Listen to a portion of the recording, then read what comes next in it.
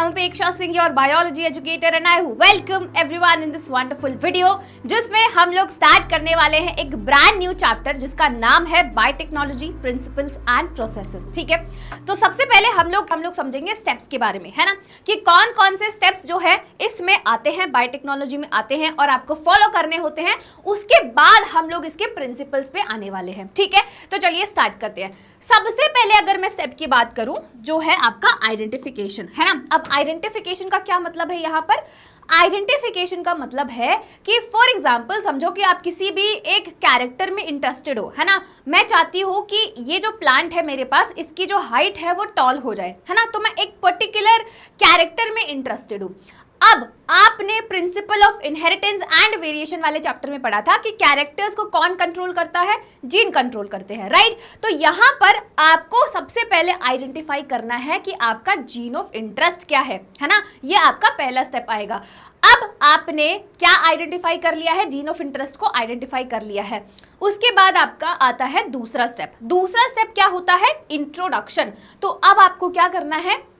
जो आपने gene of interest को आइडेंटिफाई किया है, अब आपको वेक्टर में उसको इंटीग्रेट करना है, क्योंकि आपको क्या करना है, ये जो आपका जीन ऑफ इंटरेस्ट है आप चाहते हो होस्ट में डालने के लिए, है ना।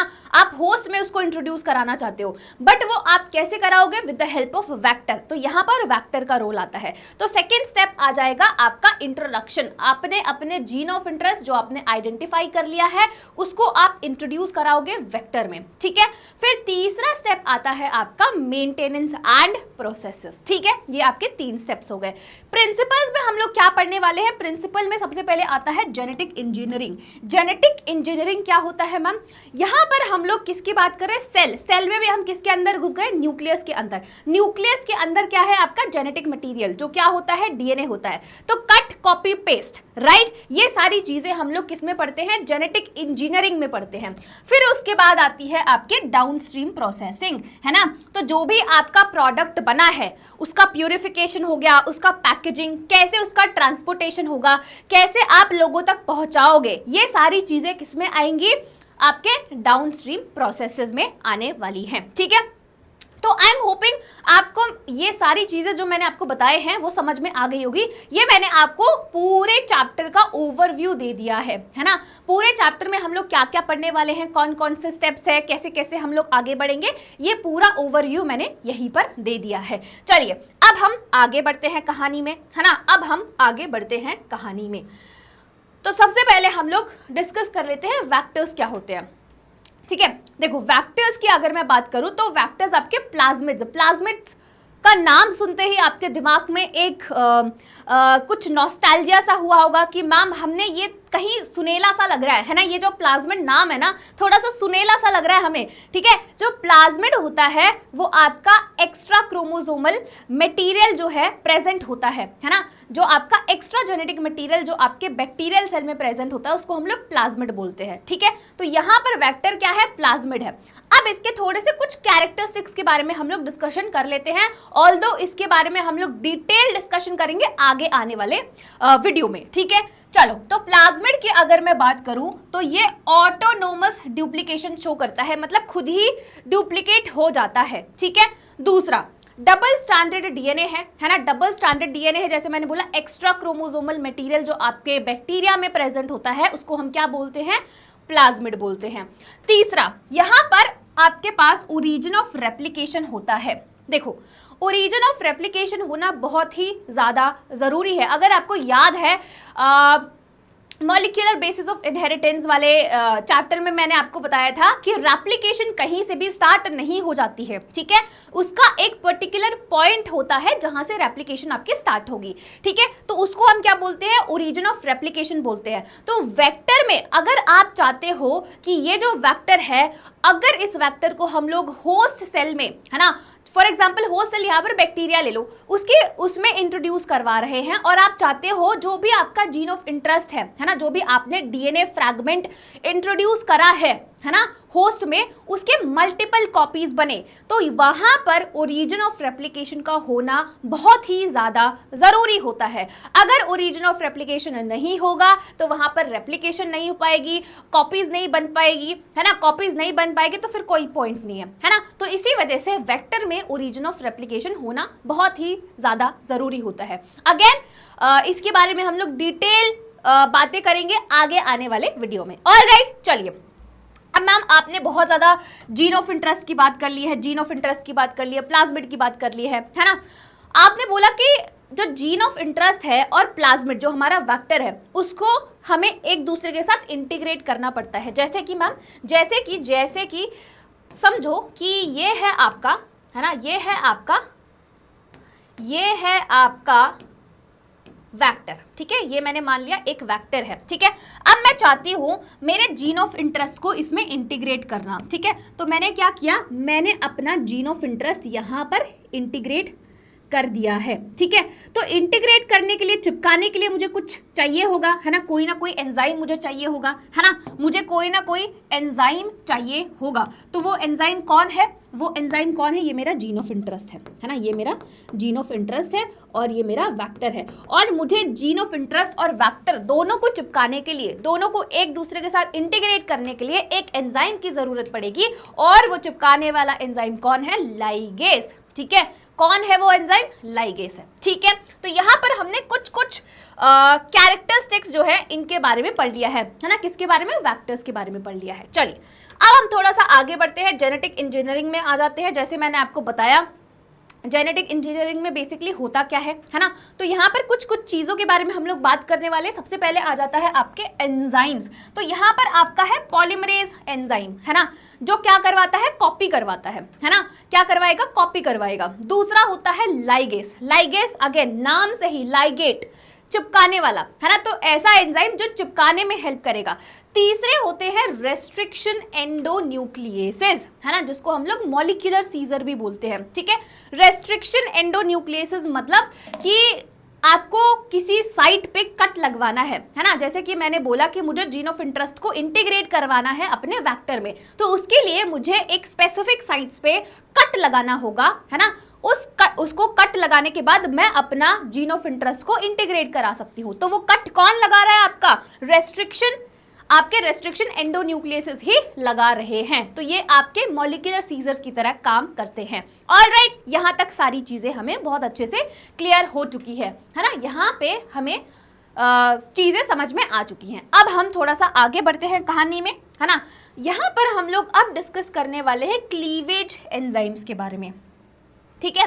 किसके बारे में डिस्कस करने वाले हैं, क्लीवेज एंजाइम्स के बारे में डिस्कस करने वाले हैं। तो हमारे पास 3 टाइप के, अच्छा ये 3 है ना, 3 टाइप के, है ना, हमारे पास 3 टाइप के क्लीवेज एंजाइम्स आते हैं। सबसे पहले आ जाएगा आपका एक्सोन्यूक्लिएसेस। सब लोग नोट्स बना रहे हो कि नहीं, है ना, प्लीज नोट्स बनाना साथ ही साथ, क्योंकि फिर आगे आपको दिक्कत ना हो, है ना। कोई भी अगर आपके पास नोट्स बने होंगे तो फिर आपको कोई प्रॉब्लम नहीं होगी आगे चल के जब आप रिवाइज करोगे, ठीक है। तो नोट्स बनाते रहना, जहां पर आपको दिख रहा है कि मैम ने नोट्स बनाए हुए हैं, है ना, वहां पर आप नोट्स बनाते रहना। जहां पर लगेगा कि मैम अच्छा ये इधर है, तो आप अपनी बुक में भी उसको मार्क कर सकते हो। जैसे कि कुछ भी चीज़ आपको लग रहा है कि हाँ ये एज इट इज़ यहाँ पर लिखी हुई है, तो आप अपना बुक ही लेना, उसमें ही पेंसिल और हाईलाइटर जो भी यूज़ करते हो आप उससे मार्क कर लेना, ठीक है। चलिए, बहुत ही बढ़िया बात है। एक्सोन्यूक्लिएसेस, है ना, जैसे मैंने बोला क्लीवेज एंजाइम 3 टाइप के हैं। सबसे पहले आ जाएगा आपका एक्सोन्यूक्लिएसेस, दूसरा आ जाएगा एंडोन्यूक्लिएसेस और तीसरा आ जाएगा आपका रेस्ट्रिक्शन एंडोन्यूक्लिएसेस, है ना। अब इन तीनों में क्या डिफरेंस है वो हम लोग एक बार फटाफट से देख लेते हैं। देखो, यहाँ पर अगर आप ध्यान से देखोगे, यहाँ पर आपके पास स्ट्रैंड्स है ना, आपके डीएनए के स्ट्रैंड्स है। अगेन यहाँ पर आप नोटिस करोगे एंटी पैरेलल पोलैरिटी, है ना, यहाँ पर क्या है, एंटी पैरेलल पोलैरिटी है।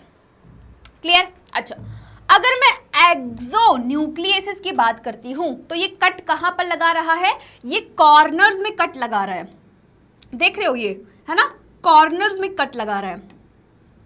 तो एक्सोन्यूक्लिएसेस जो हैं आपके, जो एंजाइम्स है वो आपके कॉर्नर्स पे कट लगाते हैं, ठीक है, यहाँ तक हमें चीजें समझ में आ गई है, ऐसी कोई दुख दर्द पीड़ा हमें महसूस नहीं हो रहा है, बहुत अच्छी बात है। एंडोन्यूक्लियस की अगर मैं बात करूं तो यहाँ पर अगेन हमारे पास स्ट्रैंड्स है ना, हमारे पास डीएनए के स्ट्रैंड्स है, एंटी पैरेलल पोलैरिटी है ना, एंटी पैरेलल पोलैरिटी है, बहुत ही बढ़िया बात है।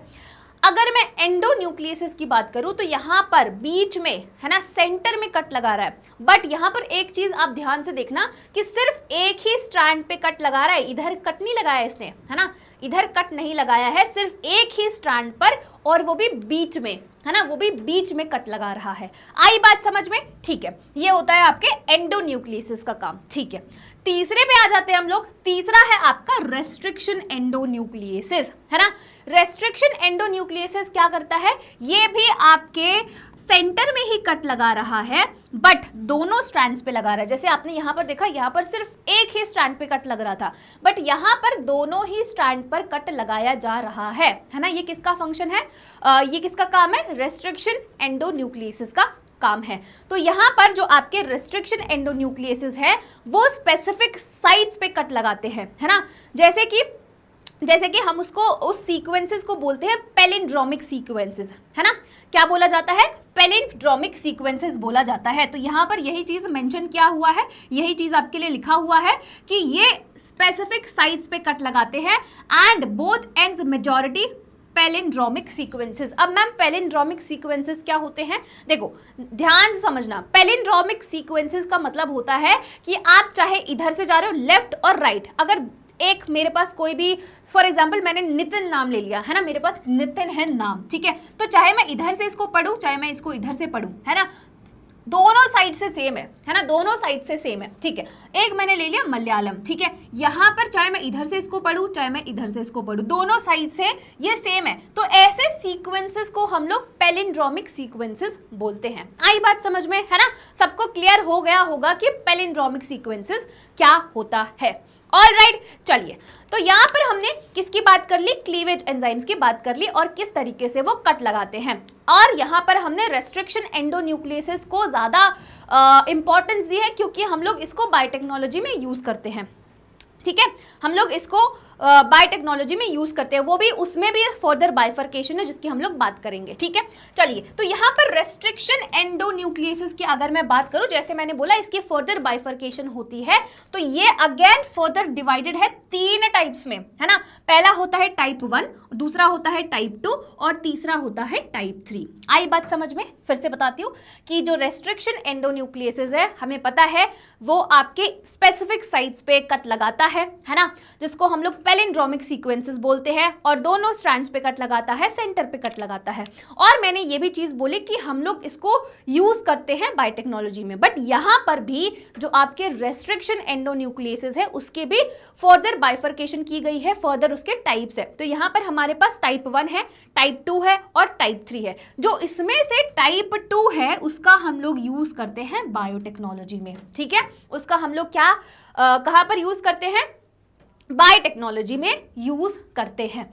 अब देखो यहाँ पर अभी आप बोलोगे मैम इतना कट कट कट कट आपने बोल दिया, यहाँ पर कट लगाता है, वहां पर कट लगाता है, तो ये जो कट लगाना है ये भी आपके 2 टाइप की कट, जैसे कि कोई भी एंजाइम आया उसने कट लगाया, है ना, तो ये जो कट भी प्रोड्यूस हो रहे हैं ये 2 टाइप से प्रोड्यूस होते हैं, है ना।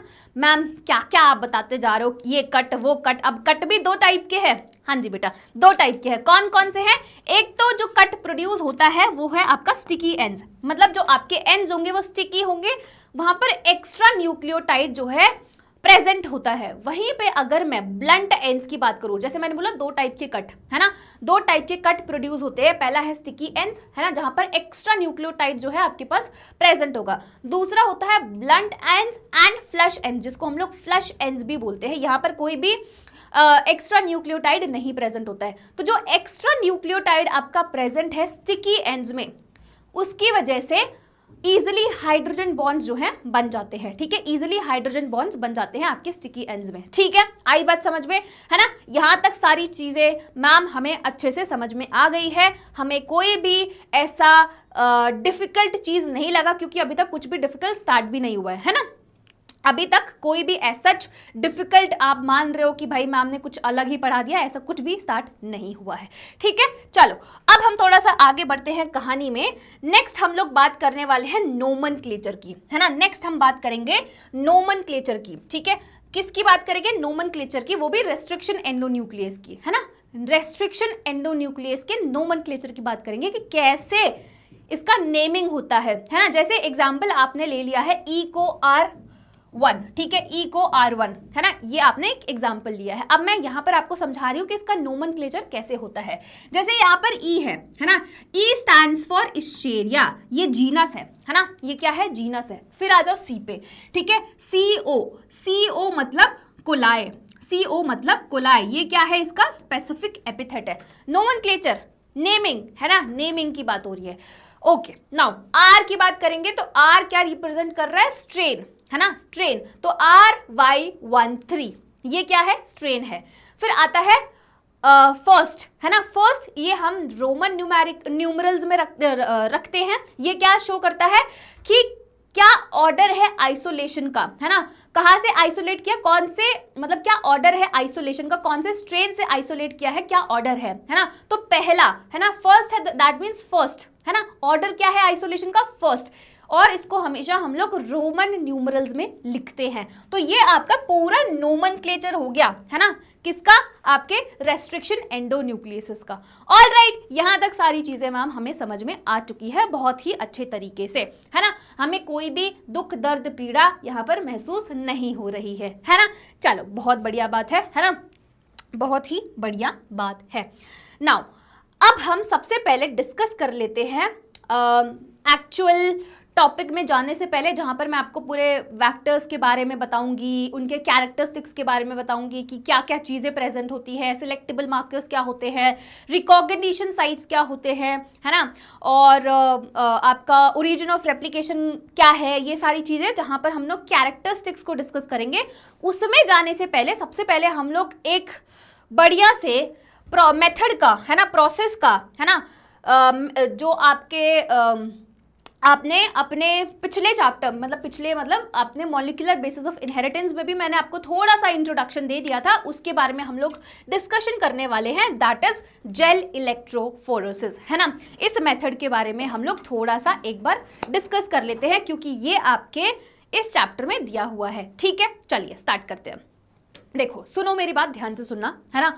जेल इलेक्ट्रोफोरेसिस एक ऐसा मेथड है जिसमें आप डीएनए फ्रैगमेंट्स को सेपरेट कर रहे हो on the basis of their length, है ना, कि भाई लेंथ कैसा है, उस बेसिस पे शॉर्ट है, लॉन्ग है, उसके बेसिस पे हम लोग क्या कर रहे हैं? डीएनए के फ्रैगमेंट्स को सेपरेट कर रहे हैं। ठीक है, अब ये कैसे होता है प्रोसेस, क्या क्या चीजें इस्तेमाल होती है, वो हम लोग एक बार फटाफट से देख लेते हैं। ठीक है, यहाँ पर आ जाओ सब लोग, सबका ध्यान इधर होना चाहिए और सबको ये डायग्राम जो है वो ड्रॉ करना है। ठीक है, क्योंकि देखो, इस चैप्टर की अगर मैं बात करूं तो यहां से एक क्वेश्चन बनेगा, है ना, साथ ही साथ वेक्टर वाले पोर्शन से आपका क्वेश्चन बनता है। तो यहां पर जो मैं टॉपिक पढ़ा रही हूं, ये तो समझ लेना कि ये आपका इंपॉर्टेंट है ना, ये आपका इंपॉर्टेंट है। ठीक है, ये आपका इंपॉर्टेंट टॉपिक है, तो इसी वजह से थोड़ा ध्यान से सुनना, है ना, थोड़ा ध्यान से सुनना। देखो, इलेक्ट्रोफोरेसिस सबको समझ में आ गया। जेल इलेक्ट्रोफोरेसिस में क्या होता है कि हम लोग डीएनए के फ्रेगमेंट्स को सेपरेट कर रहे हैं, है ना, किस बेसिस पे? उनके लेंथ के बेसिस पे। ठीक है, बहुत ही अच्छी बात है।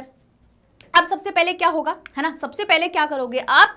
जो आपके डीएनए फ्रेगमेंट्स है उसको आप कट कर दोगे, है ना, छोटे छोटे फ्रेगमेंट्स में, है ना, जो आपका जेनेटिक मटेरियल है उसको आप छोटे छोटे फ्रेगमेंट्स में कट कर दोगे with the help of again restriction endonuclease. ठीक है, आपने कट कर दिया है, आपके पास फ्रेगमेंट्स आ चुके हैं।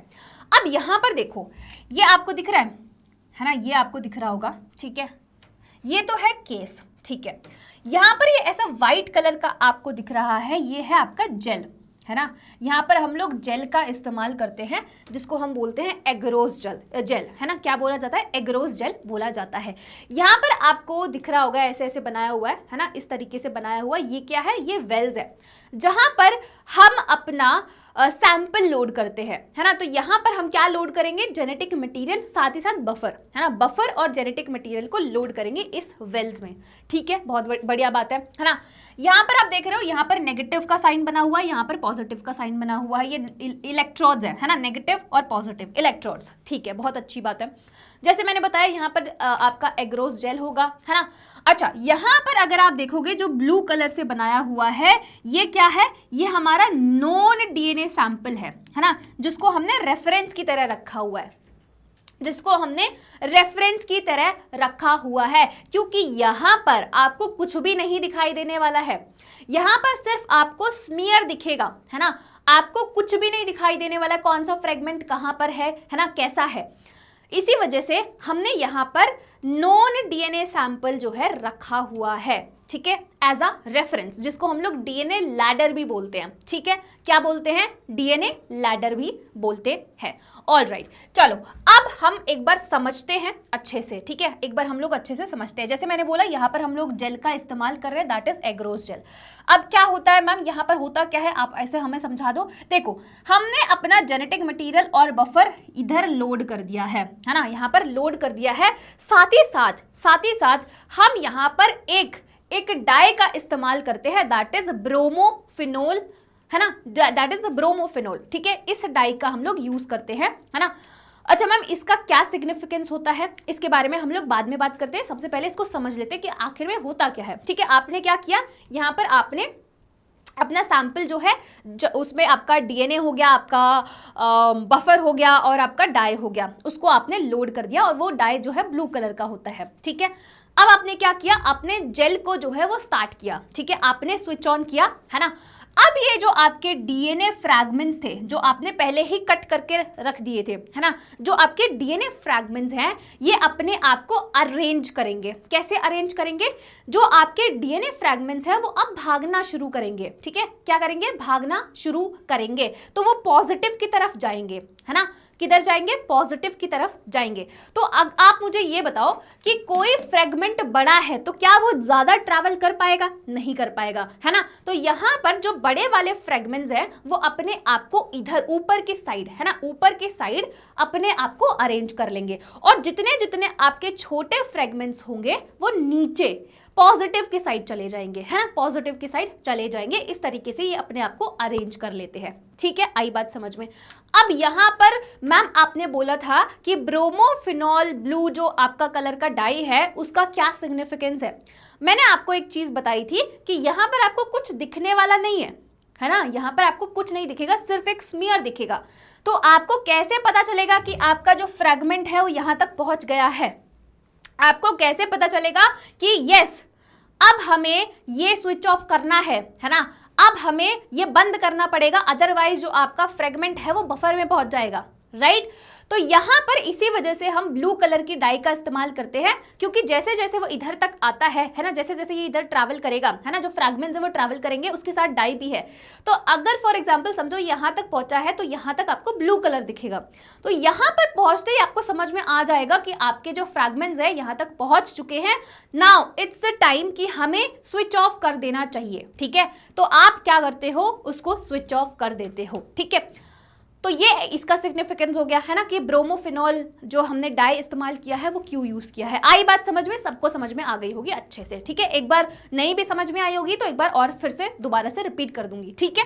चलिए, बहुत बढ़िया बात है ना, बहुत ही बढ़िया बात है। यहाँ पर एग्रोस जेल जो है हम इस्तेमाल करें, दैट इज 1% हम लोग इसको यूज करते हैं, ठीक है।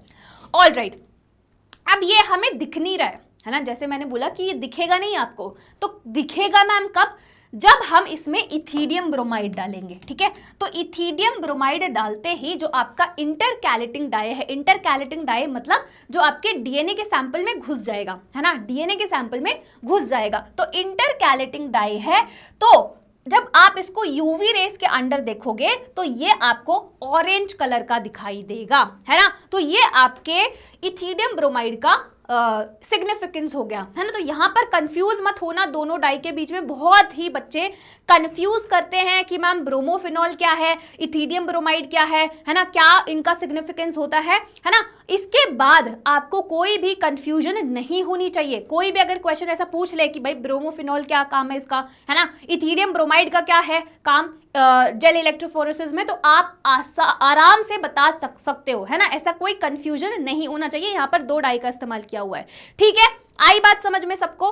चलिए, बहुत ही बढ़िया बात है। तो इसके मतलब ये जो आपका मेथड है, इस मेथड की हेल्प से आप अपने डीएनए के फ्रैगमेंट्स को सेपरेट कर सकते हो, अलग कर सकते हो, ठीक है। आ गई बात समझ में? ठीक है, बहुत ही बढ़िया बात है। यहाँ पर अगर आप देखोगे, यहाँ पर आपका सबसे स्मॉलेस्ट फ्रैगमेंट होगा, स्मॉलेस्ट, है ना। यहाँ पर आपका जो लंबा वाला होगा, है ना, सो लॉन्गेस्ट, ठीक है, लॉन्गेस्ट फ्रैगमेंट। क्लियर है ना? क्लियर हो गई सबको बात? चलिए, बहुत ही बढ़िया बात है। तो ये हो गया आपका जेल इलेक्ट्रोफोरेसिस। तो हो सकता है आपके बोर्ड एग्जाम में 3 नंबर का क्वेश्चन ये पूछा जाए, है ना। तो इसके लिए रेडी रहना, है ना। थियरी अगर सब्जेक्टिव क्वेश्चन आता है तो आपको ये सारी चीज़ें बतानी पड़ेंगी, डायग्राम बना देना, है ना, क्या क्या कहाँ पर यूज़ किया जाता है, नेगेटिव पॉजिटिव इलेक्ट्रॉड्स, ये सारी चीज़ें आप बता दोगे, ठीक है। चलो, बहुत ही बढ़िया बात है। नाउ अब हम आते हैं अपने नेक्स्ट टॉपिक पे, दैट इज क्लोनिंग वेक्टर और क्लोनिंग व्हीकल, है ना। अब इसको हम लोग, जैसे मैंने बोला था वहीं पे बता दिया था कि वेक्टर्स के बारे में हम लोग अच्छे से सारी चीज़ें डिटेल में पढ़ने वाले हैं, ठीक है। तो चलिए शुरू करते हैं, है ना। चलिए भाइयों और उनकी बहनों, शुरू करते हैं। क्लोनिंग वेक्टर्स और क्लोनिंग व्हीकल, इसका क्या मतलब होता है ना, इसका क्या मतलब होता है। चलो देखो, क्लोनिंग वेक्टर्स एक ऐसे स्ट्रक्चर है ना, जो आपके मल्टीपल कॉपीज बनाने में हेल्प करते हैं। जो भी आपका जीन ऑफ इंटरेस्ट है, जो भी आपका डिजायर्ड डीएनए फ्रेगमेंट है, उसकी मल्टीपल कॉपीज बनाने में आपके ये स्ट्रक्चर्स हेल्प करते हैं, है ना। ये जो आपके वेक्टर्स हैं, they can replicate with in the host bacterial cell. Some of them are present naturally in the bacterial cell while others can be artificially introduced, है ना। जैसे मैंने बात की कि जो ये आपके क्लोनिंग वेक्टर्स होते हैं, ये किस में हेल्प करते हैं? These are the structure that help in making multiple copies of the desired gene या फिर जीन ऑफ इंटरेस्ट। जो भी आपका जीन ऑफ इंटरेस्ट है, अगर आप उसको वेक्टर के साथ अपने आप अपने होस्ट में, मतलब होस्ट में इंट्रोड्यूस कर रहे हो, तो हम चाह रहे हैं कि जो भी मेरा डिजायर्ड जीन है, जो भी मेरा डिजायर्ड डीएनए फ्रेगमेंट है, उसका मल्टीपल कॉपी बने, तो ये इसमें मदद करेंगे। साथ ही साथ जो कुछ वेक्टर्स होते हैं वो नेचुरली आपके बैक्टीरियल सेल में प्रेजेंट होते हैं, जैसे मैंने बोला एक्स्ट्रा क्रोमोसोमल मटेरियल हो गया, है ना, नेचुरली प्रेजेंट होते हैं, या फिर कुछ वेक्टर्स जो हैं वो आर्टिफिशियली होस्ट में इंट्रोड्यूस किया जाता है। क्लियर हो गई यहाँ पर, है ना, क्लियर हो गई। ये इसको आप इस तरीके से समझो कि अगर मुझे कोई सामान पहुँचाना है, जैसे कि मैं चाहती हूँ ये मेरा, है ना, ये मेरा टारगेट है ना, ये मेरा टारगेट है ना, और मेरे पास एक सामान रखा हुआ है, ठीक है। मैं चाहती हूँ इसको यहाँ तक पहुँचाना, है ना, यहाँ तक पहुँचाना। तो इसको आप कैसे पहुँचाओगे? ये एक व्हीकल है ना, ये एक व्हीकल है जिसमें आप ये सामान रखोगे और इसको यहाँ तक पहुँचा दोगे, है ना। तो आपके जो वेक्टर्स हैं वो व्हीकल की तरह ही काम करते हैं। आई बात समझ में? सबको क्लियर हो गया होगा अभी, है ना, सबको क्लियर हो गया होगा अभी, ठीक है। बहुत ही बढ़िया बात है। अब हम थोड़ा सा आगे बढ़ते हैं। अब हम सबसे पहले समझते हैं कि एक अच्छे वेक्टर की क्या क्या प्रॉपर्टीज होती है ना। आप एक अच्छा वेक्टर किसको बोलोगे? क्या क्या उसके कैरेक्टरिस्टिक्स, क्या क्या उसकी प्रॉपर्टीज होनी चाहिए जिससे हम उसको माने कि वो बहुत ही अच्छा वेक्टर है, ठीक है। सबसे पहला, ऑल्दो ये हम लोग पहले भी डिस्कशन कर चुके हैं, बट यहाँ पर भी हम लोग, मैंने वहीं पे बता दिया था कि यहाँ पर हम इसके अच्छे से डिस्कशन, इसके बारे में अच्छे से डिस्कशन करने वाले हैं, ठीक है। चलिए, तो सबसे पहला कैरेक्टरिस्टिक जो है वो है रेप्लिकेट ऑटोनॉमसली, है ना, कि इसको किसी की ज़रूरत नहीं पड़े, खुद ही सेल्फ रेप्लिकेटिंग हो, है ना। यही हम लोग चाहते हैं, यही एक अच्छे वेक्टर की निशानी है, ठीक है। दूसरा, should be able to carry the genome into the host cell, मतलब कि जो हमारा वेक्टर है उसके अंदर इतनी कैपेबिलिटी होनी चाहिए, जो भी हमारा जीन ऑफ इंटरेस्ट है वो उसको हमारे टारगेट या फिर होस्ट सेल में इंट्रोड्यूस करा सके। यही तो हमारा मेन मकसद है ना। अगर इसी में वो असफल रहा तो फिर हमारे लिए वो अच्छा वेक्टर है ही नहीं, है ना। तो दूसरा क्या है कि जो भी हमारा जीनोम हो उसको हमारे होस्ट सेल तक पहुंचा दे भाई, बस इतना ही हम लोग चाहते हैं, ठीक है। अच्छा, साइज कितना होना चाहिए? लेस देन 10 KB, है ना, लेस देन 10 KB इसका साइज होना चाहिए। नेक्स्ट पे आ जाते हैं, हाई कॉपी नंबर बना सके।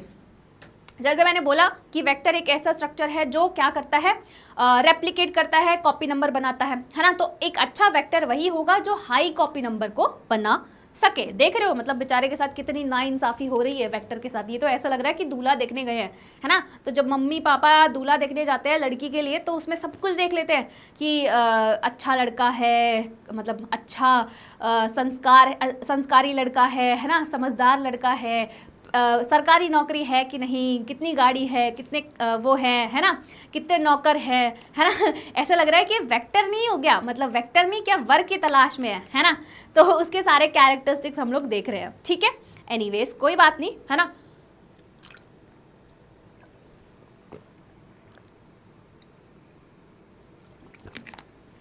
ठीक है, नेक्स्ट पे आते हैं। Next is easy to isolate and purify, है ना। ये तो बड़ा ही इंपॉर्टेंट है ताकि हम उसको इजीली आइसोलेट कर सके, प्यूरिफाई कर सके। नेक्स्ट आ जाता है, should be able to integrate with the DNA insert, easily introduce into the host. Easily भाई कोई दिक्कत, कोई परेशानी ना आए, हम आसानी से उसको होस्ट में इंट्रोड्यूस कर सके, है ना।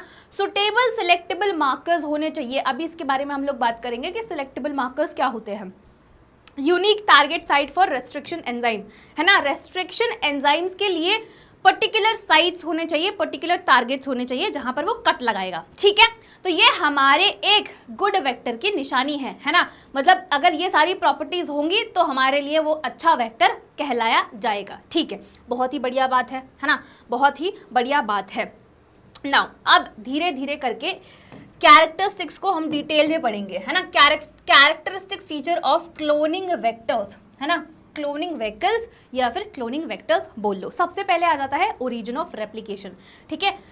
क्या आ जाता है भाइयों और उनकी बहनों? ओरिजिन ऑफ रेप्लिकेशन आ जाता है।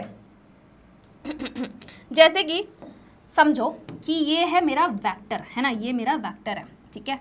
ये हो गया मेरा वेक्टर, चलो इसको बना दिया हमने, ये मेरा वेक्टर हो गया। अब मैंने क्या किया, यहां पर है मेरा ओरिजिन ऑफ रेप्लिकेशन,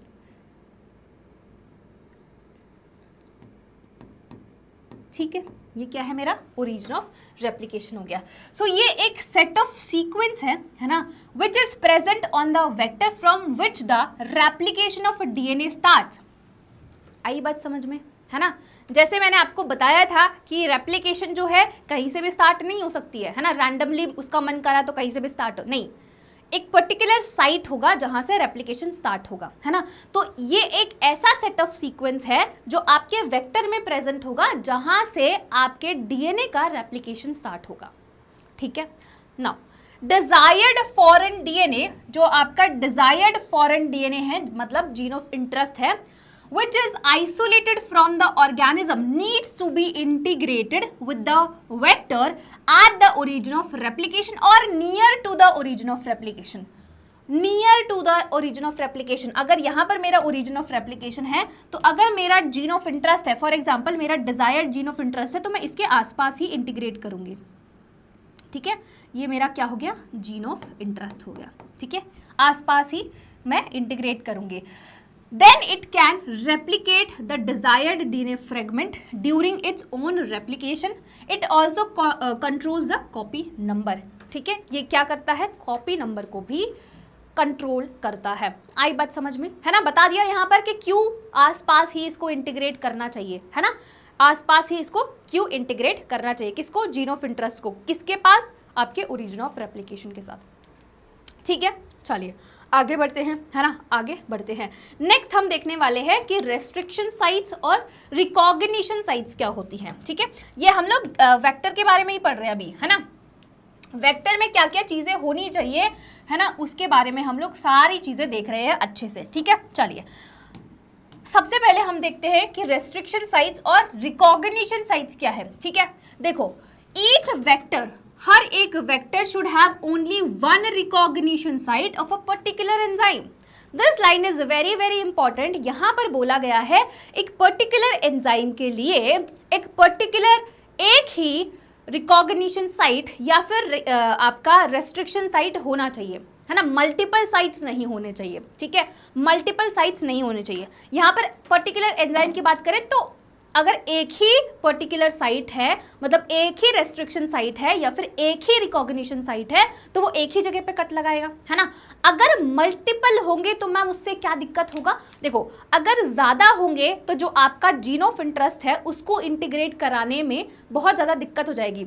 आपको जीन ऑफ इंटरेस्ट को वेक्टर के साथ इंटीग्रेट कराना है, तो अगर आपके पास मल्टीपल साइट्स है तो मल्टीपल जगह पे कट लगेगा, तो it would be difficult to integrate जो आपका जीन ऑफ इंटरेस्ट है किसके साथ, वेक्टर के साथ, है ना। तो it has more than one, if it has more than one recognition site for a particular enzyme, अगर एक पर्टिकुलर एंजाइम के साथ के लिए बहुत सारे आपके रिकॉग्निशन साइट होंगे, then managing the vector DNA would be difficult as it would be cut at different position and the integration of a new DNA would be difficult, है ना, मल्टीपल जगह पे कट लग जाएगा, है ना। तो इसी वजह से आपको इंटीग्रेट कराने में बड़ा दिक्कत होगा।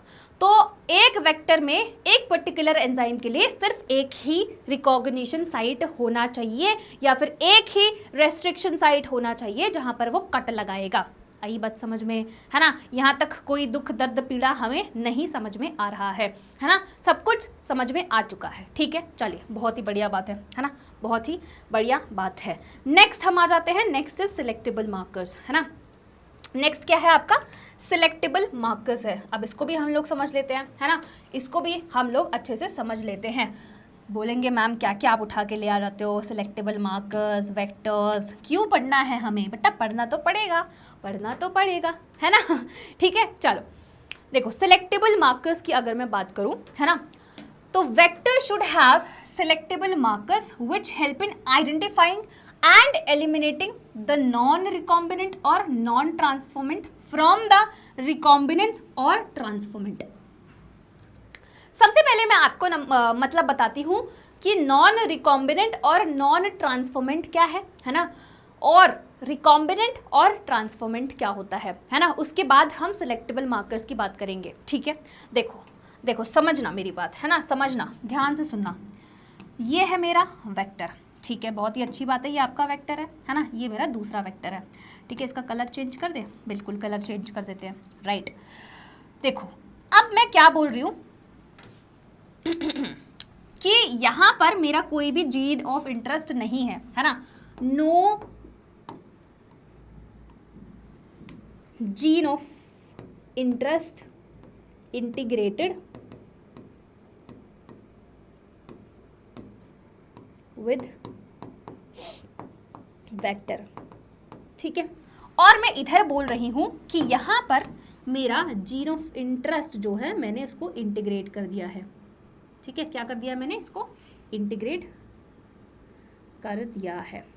ठीक है, ये क्या किया हमने, जीन ऑफ इंटरेस्ट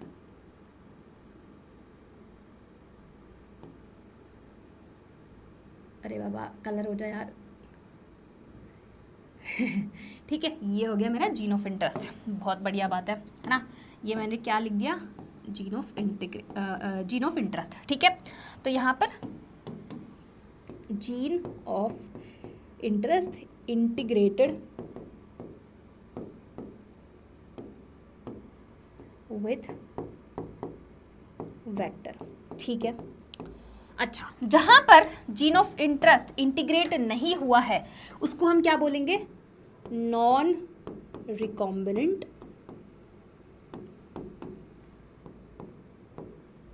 और नॉन ट्रांसफॉर्मेंट।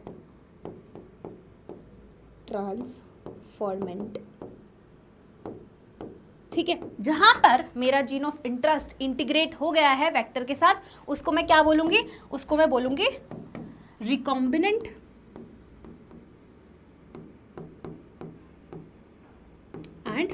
ट्रांसफॉर्मेंट। ठीक है, ट्रांसफॉर्मेंट। तो यहां पर क्या बोला गया है, जो सिलेक्टेबल मार्कर्स होते हैं वो आइडेंटिफाई करने में हेल्प करते हैं कि कौन सा नॉन रिकॉम्बिनेंट और नॉन ट्रांसफॉर्मेंट है ना, किसमें से कौन सा रिकॉम्बिनेंट और ट्रांसफॉर्मेंट है ना। यहां से अब आपको समझ में आ गया होगा कि कौन सा ट्रांसफॉर्मेंट, किसको ट्रांसफॉर्मेंट बोलते हैं और रिकॉम्बिनेंट बोलते हैं, और किसको नॉन रिकॉम्बिनेंट और नॉन ट्रांसफॉर्मेंट बोलते हैं। ठीक है, जैसे कि अगर मैं सिलेक्टेबल मार्कर्स की बात करूं, है ना, अगर मैं सिलेक्टेबल मार्कर्स की बात करूं, यहाँ पर अगर इस डायग्राम में देखोगे, है ना, इस पर्टिकुलर वेक्टर में आप आ जाओ। ठीक है, इस पर्टिकुलर वेक्टर में आप देखोगे तो यहाँ पर हमारे पास दो सिलेक्टेबल मार्कर्स है ना, दो सिलेक्टेबल मार्कर्स है। एक एम्पिसिलिन रेजिस्टेंट साइट है और दूसरा आपके पास टेट्रासाइक्लिन रेजिस्टेंट साइट है ना। कहने का मतलब ये है कि अगर फॉर एग्जांपल समझो कि ये वाला जो आपका सिलेक्टेबल मार्कर अगर इंटैक्ट है ना, ये नॉन फंक्शनल नहीं हुआ है। नॉन फंक्शनल कब होगा, जब मैं यहाँ पर अपना जीन ऑफ इंटरेस्ट इंटीग्रेट कर दूंगी तो वो नॉन फंक्शनल हो जाएगा। ठीक है, तो अभी यहाँ पर कुछ भी नहीं हुआ है, कोई दिक्कत वाली बात नहीं है। यहाँ पर जो आपका एम्पिसिलिन रेजिस्टेंट साइट है ये प्रॉपरली फंक्शनल है ना, ये नॉन फंक्शनल नहीं हुआ है। तो इस पे मतलब अगर ये जो वेक्टर है ना, ये आपके होस्ट में है, फॉर एग्जांपल बैक्टीरिया में है ना, बैक्टीरिया हमने होस्ट को हमने बैक्टीरिया माना।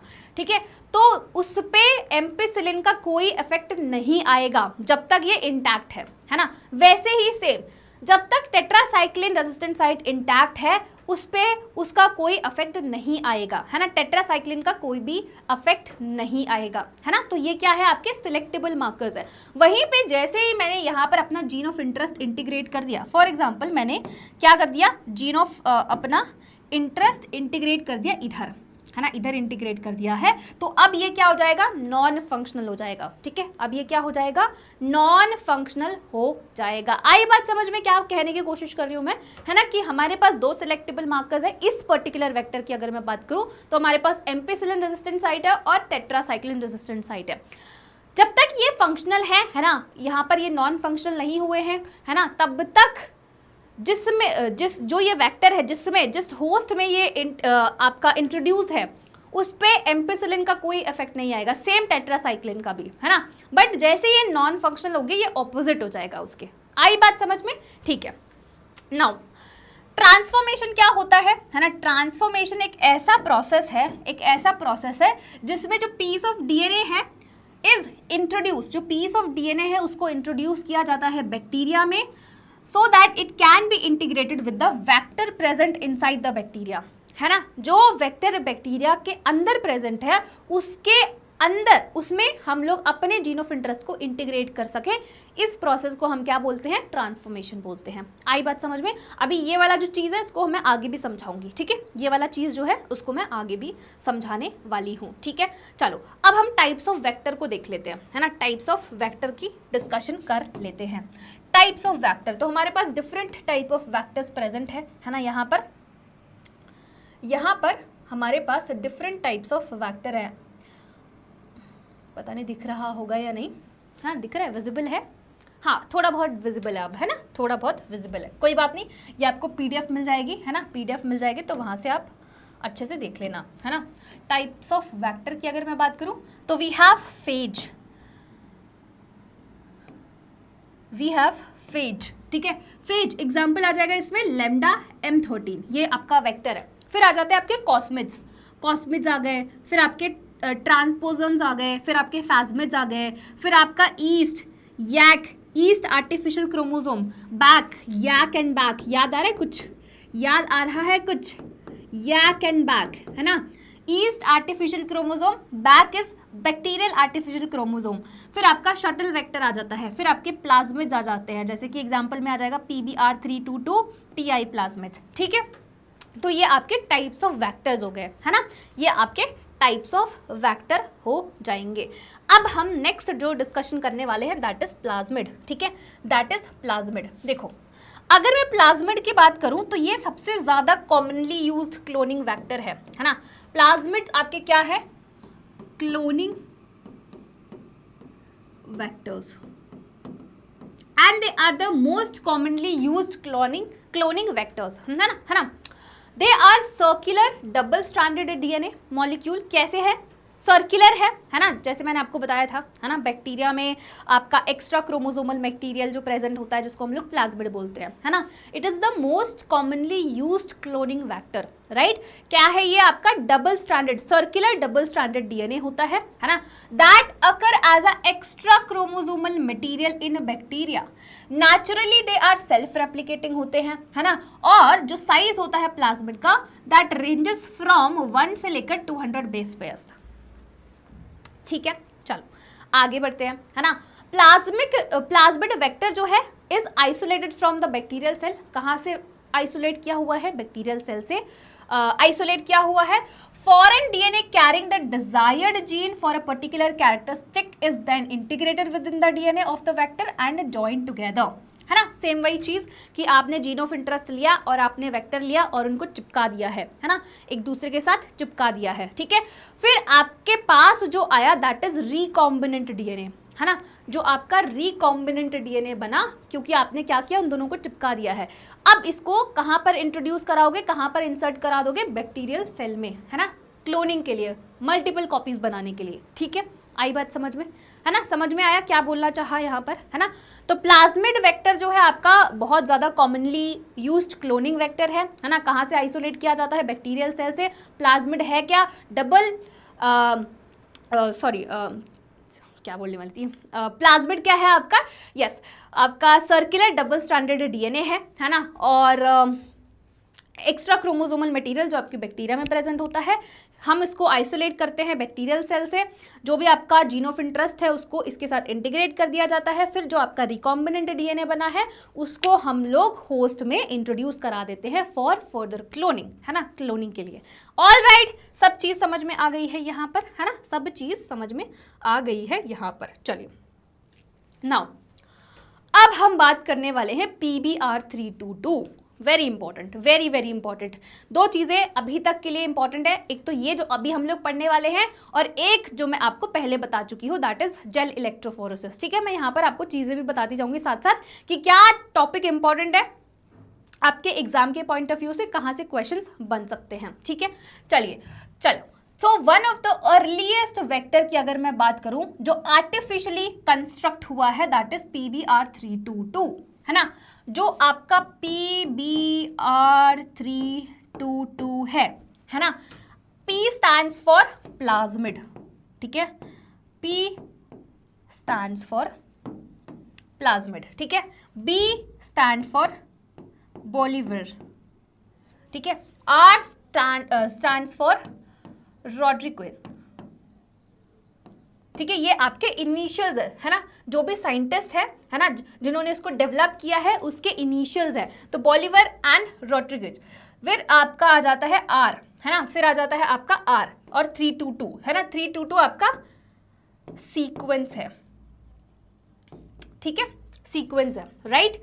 ये नंबर है जो आपके दूसरे प्लाज्मिड से अलग करता है, जो भी प्लाज्मिड्स उस लैब में बने हैं, सेम लैब में जो बने हुए हैं उससे अलग करता है, डिस्टिंग्विश करता है, ठीक है।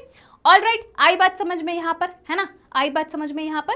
जो PBr322 है ये सबसे ज़्यादा most popular and widely used plasmid है which has 4361 base pair in length and its entire sequence is known, ठीक है। सबसे ज़्यादा वाइडली यूज आपका प्लाज्मिड है और इसके पास 4361 बेस पेयर्स है और इसका पूरा जो सीक्वेंस है ये नोन है, राइट। आई बात समझ में। चलो आगे बढ़ते हैं, है ना, आगे बढ़ते हैं। नाउ इसके पास दो सिलेक्टेबल मार्कर्स हैं, कौन कौन से हैं? Tetracycline and ampicillin resistant gene and many different recognition sites for restriction enzymes. देखो यहाँ पर दिखाती हूँ, ये देखो यहाँ पर इसके पास दो सेलेक्टेबल मार्कर्स है, एक तो है आपके पास एम्पिसिलिन रेजिस्टेंट और दूसरा है आपका टेट्रासाइक्लिन, ठीक है। साथ ही साथ इसके पास बहुत सारे रिकॉग्निशन साइट्स है। रिकॉग्निशन साइट्स मतलब जहाँ पर आपके एंजाइम्स कट लगाएंगे, है ना। तो बहुत सारे यहाँ पर लिखा हुआ है डिफरेंट रिकॉग्निशन साइट्स है डिफरेंट रेस्ट्रिक्शन एंजाइम्स के लिए, ठीक है, बहुत ही अच्छी बात है। Insertion of DNA fragment in the plasmid at the PST1 और PV1 places the DNA insert with in the gene ampicillin and thus make it non functional.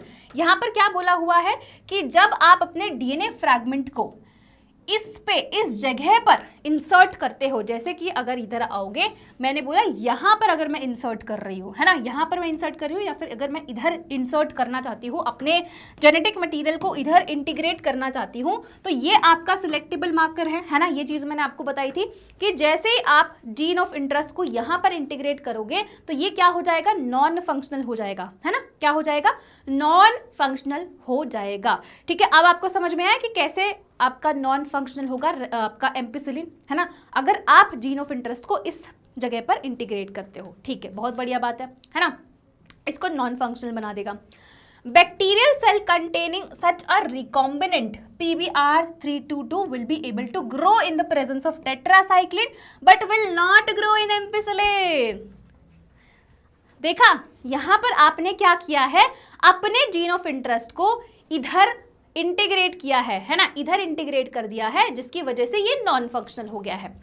तो जो ये वेक्टर जो आपका PBr322 है ना, फॉर एग्जांपल ये आपके बैक्टीरियल सेल में है ना, तो ये टेट्रासाइक्लिन के प्रेजेंस में ग्रो कर जाएगा बट एम्पिसिलिन की प्रेजेंस में ग्रो नहीं करेगा। क्यों नहीं ग्रो करेगा, क्योंकि आपने उसको नॉन फंक्शनल बना दिया है, क्योंकि आपने अपने जीन ऑफ इंटरेस्ट को उधर इंटीग्रेट कर दिया है, जिसकी वजह से नॉन फंक्शनल हो गया है, तो वो ग्रो नहीं करेगा, ठीक है, वो ग्रो नहीं करेगा बट टेट्रासाइक्लिन के प्रेजेंस में वो ग्रो कर जाएगा, है ना। आई बात समझ में, क्लियर हो गई ये चीज, है ना।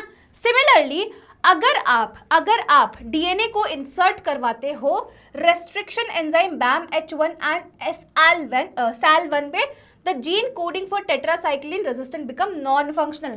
अगर आप अपने जीन ऑफ इंटरेस्ट को इधर आप चाह रहे हो इधर इंटीग्रेट कराना, तो जिसकी वजह से जो टेट्रासाइक्लिन है ना, जो आपका टेट्रासाइक्लिन है वो नॉन फंक्शनल हो जाएगा, टेट्रासाइक्लिन रेजिस्टेंस जो है वो नॉन फंक्शनल हो जाएगा, है ना। तो जैसे कि ये एम्पिसिलिन की प्रेजेंस में ग्रो नहीं कर रहा था, है ना, तो ऐसे उल्टा हो जाएगा, है ना। ये जैसे कि आपने यहाँ पर इंटीग्रेट करा दिया, यहाँ पर मैंने इंटीग्रेट करा दिया, तो जैसे वहाँ पर वो ग्रो नहीं कर रहा था, यहाँ पर उल्टा हो जाएगा। आई बात समझ में, है ना। तो अगर इस तरीके से क्वेश्चन आए तो फिर आप कर सकते हो, है ना, इस तरीके से अगर क्वेश्चन आए तो आप कर सकते हो कि भाई मैंने क्या किया है, जीन ऑफ इंटरेस्ट मैंने इस जगह पर इंटीग्रेट करा दिया है, तो इसकी वजह से क्या होगा, किस में ग्रो करेगा, किस में ग्रो नहीं करेगा, या फिर मैंने जीन ऑफ इंटरेस्ट को इधर ग्रो कराया है ना, टेट्रासाइक्लिन रेजिस्टेंट जो साइट था वहां पर ग्रो करा दिया, जिसकी वजह से नॉन फंक्शनल हो गया, तो किस में ग्रो करेगा, किस में ग्रो नहीं करेगा। आई बात समझ में, है ना, कुछ दिमाग में गया, येस और नो, है ना। बहुत सारे बच्चे बोलते हैं मैम बायोटेक्नोलॉजी थोड़ा सा क्या कहते हैं डिफिकल्ट लगती है, समझ में नहीं आती, ऐसा कुछ नहीं है ना, बहुत इजी चैप्टर है ना। इवन ये तो थोड़ा फिर भी चलो मैं मान लेती हूँ कि आपके लिए बिल्कुल नया है, बट इसके बाद वाला जो चैप्टर वो तो और भी आसान है ना, जो एप्लीकेशंस वाला चैप्टर है उसमें तो आपको और मज़ा आने वाला है, ठीक है।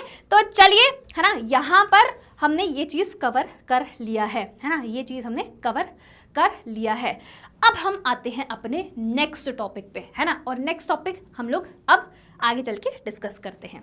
ऑल राइट, चलो नेक्स्ट टॉपिक जो हम लोग डिस्कस करने वाले हैं दैट इज रेप्लिका प्लेटिंग, ठीक है।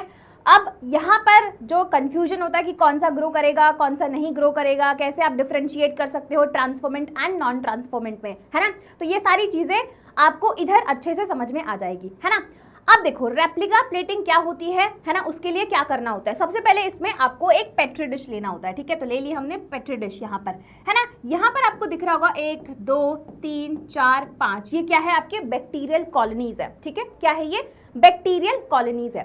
अब ये जो मैंने पेट्री डिश ली है ना, इसका मुझे एग्जैक्टली रेप्लिका बनाना है ना, क्या बनाना है, एग्जैक्ट रेप्लिका बनाना है जो मैंने दूसरी पेट्री डिश ली है। तो मैंने यहाँ पर 1 2 3 पेट्री डिश और लिए है, मुझे एग्जैक्ट रेप्लिका बनाना है, ठीक है। अब मैं क्या करूंगी, मैं एक बीकर लूंगी, है ना, वेलवेट क्लॉथ लगाऊंगी और मैं क्या करूंगी, उसको ऐसे प्रेस करूंगी, जैसे आपने वो देखोगे ना स्टैंप, आपने स्टैंप लगाया है ना, इंक में लगाया और ठप ठप ठप है ना। इस तरीके से मुझे करना है, मुझे कुछ भी चेंज नहीं करना है, एग्जैक्ट रेप्लिका चाहिए मुझे इस चीज का, ठीक है। तो मैंने बीकर लिया, वेलवेट क्लॉथ लगाया, मैंने इसके ऊपर प्रेस किया, है ना, इसके ऊपर प्रेस किया, और ये जो मेरे पास 3 पेट्री डिश है, इस पे मैं कर दूंगी, है ना।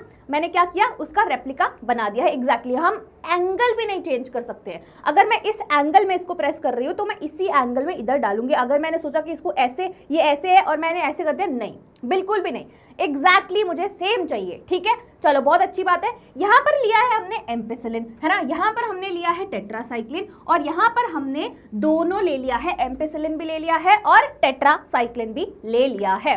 अब क्या करना है मैम, देखो, जैसे मैंने बोला, हमें डिफरेंशिएट करना है कि कौन सा रिकॉम्बिनेंट है, कौन सा नॉन रिकॉम्बिनेंट है। जो रिकॉम्बिनेंट वाला है वो हमारे काम का होगा, ठीक है। अब कैसे करोगे, देखो, मैंने रिकॉम्बिनेंट नॉन रिकॉम्बिनेंट बताया था कि नॉन रिकॉम्बिनेंट क्या होगा, जिसमें जीन ऑफ इंटरेस्ट इंटीग्रेट नहीं हुआ होगा वेक्टर के साथ, राइट। ये चीज मैंने आपको बताई थी। फिर उसके बाद मैंने आपको ये भी चीज बताई कि रिकॉम्बिनेंट क्या होता है। रिकॉम्बिनेंट मतलब जिसमें जीन ऑफ इंटरेस्ट जो है वो इंटीग्रेट हो जाएगा, ठीक है, बहुत ही बढ़िया बात है। अच्छा, अगर मैं बोल रही हूं कि यहाँ पर मेरा जीन ऑफ इंटरेस्ट जो है वो इंटीग्रेट नहीं हुआ है ना, मतलब यहाँ पर जो एम्पिसिलिन का रेजिस्टेंट साइट है वो इंटैक्ट है, दैट मीन्स फंक्शनल है, नॉन फंक्शनल नहीं हुआ है। नॉन फंक्शनल कब होगा, जब मैं अपना जीन ऑफ इंटरेस्ट यहाँ पर इंटीग्रेट कर दूंगी, किसके साथ, वेक्टर के साथ, है ना, तब वो क्या हो जाएगा, नॉन फंक्शनल हो जाएगा। एम्पिसिलिन रेजिस्टेंट साइट जो है वो नॉन फंक्शनल हो जाएगा। अच्छा, मैंने एक और चीज बताई थी कि जब आपका जीन ऑफ इंटरेस्ट जो है इंटीग्रेट नहीं होता है एम्पिसिलिन रेजिस्टेंट साइट पे, उस टाइम पर जो भी आपका बैक्टीरियल सेल है उस पे एम्पिसिलिन का कोई इफेक्ट नहीं पड़ेगा, है ना, क्योंकि ये अभी ये फंक्शनल है ना।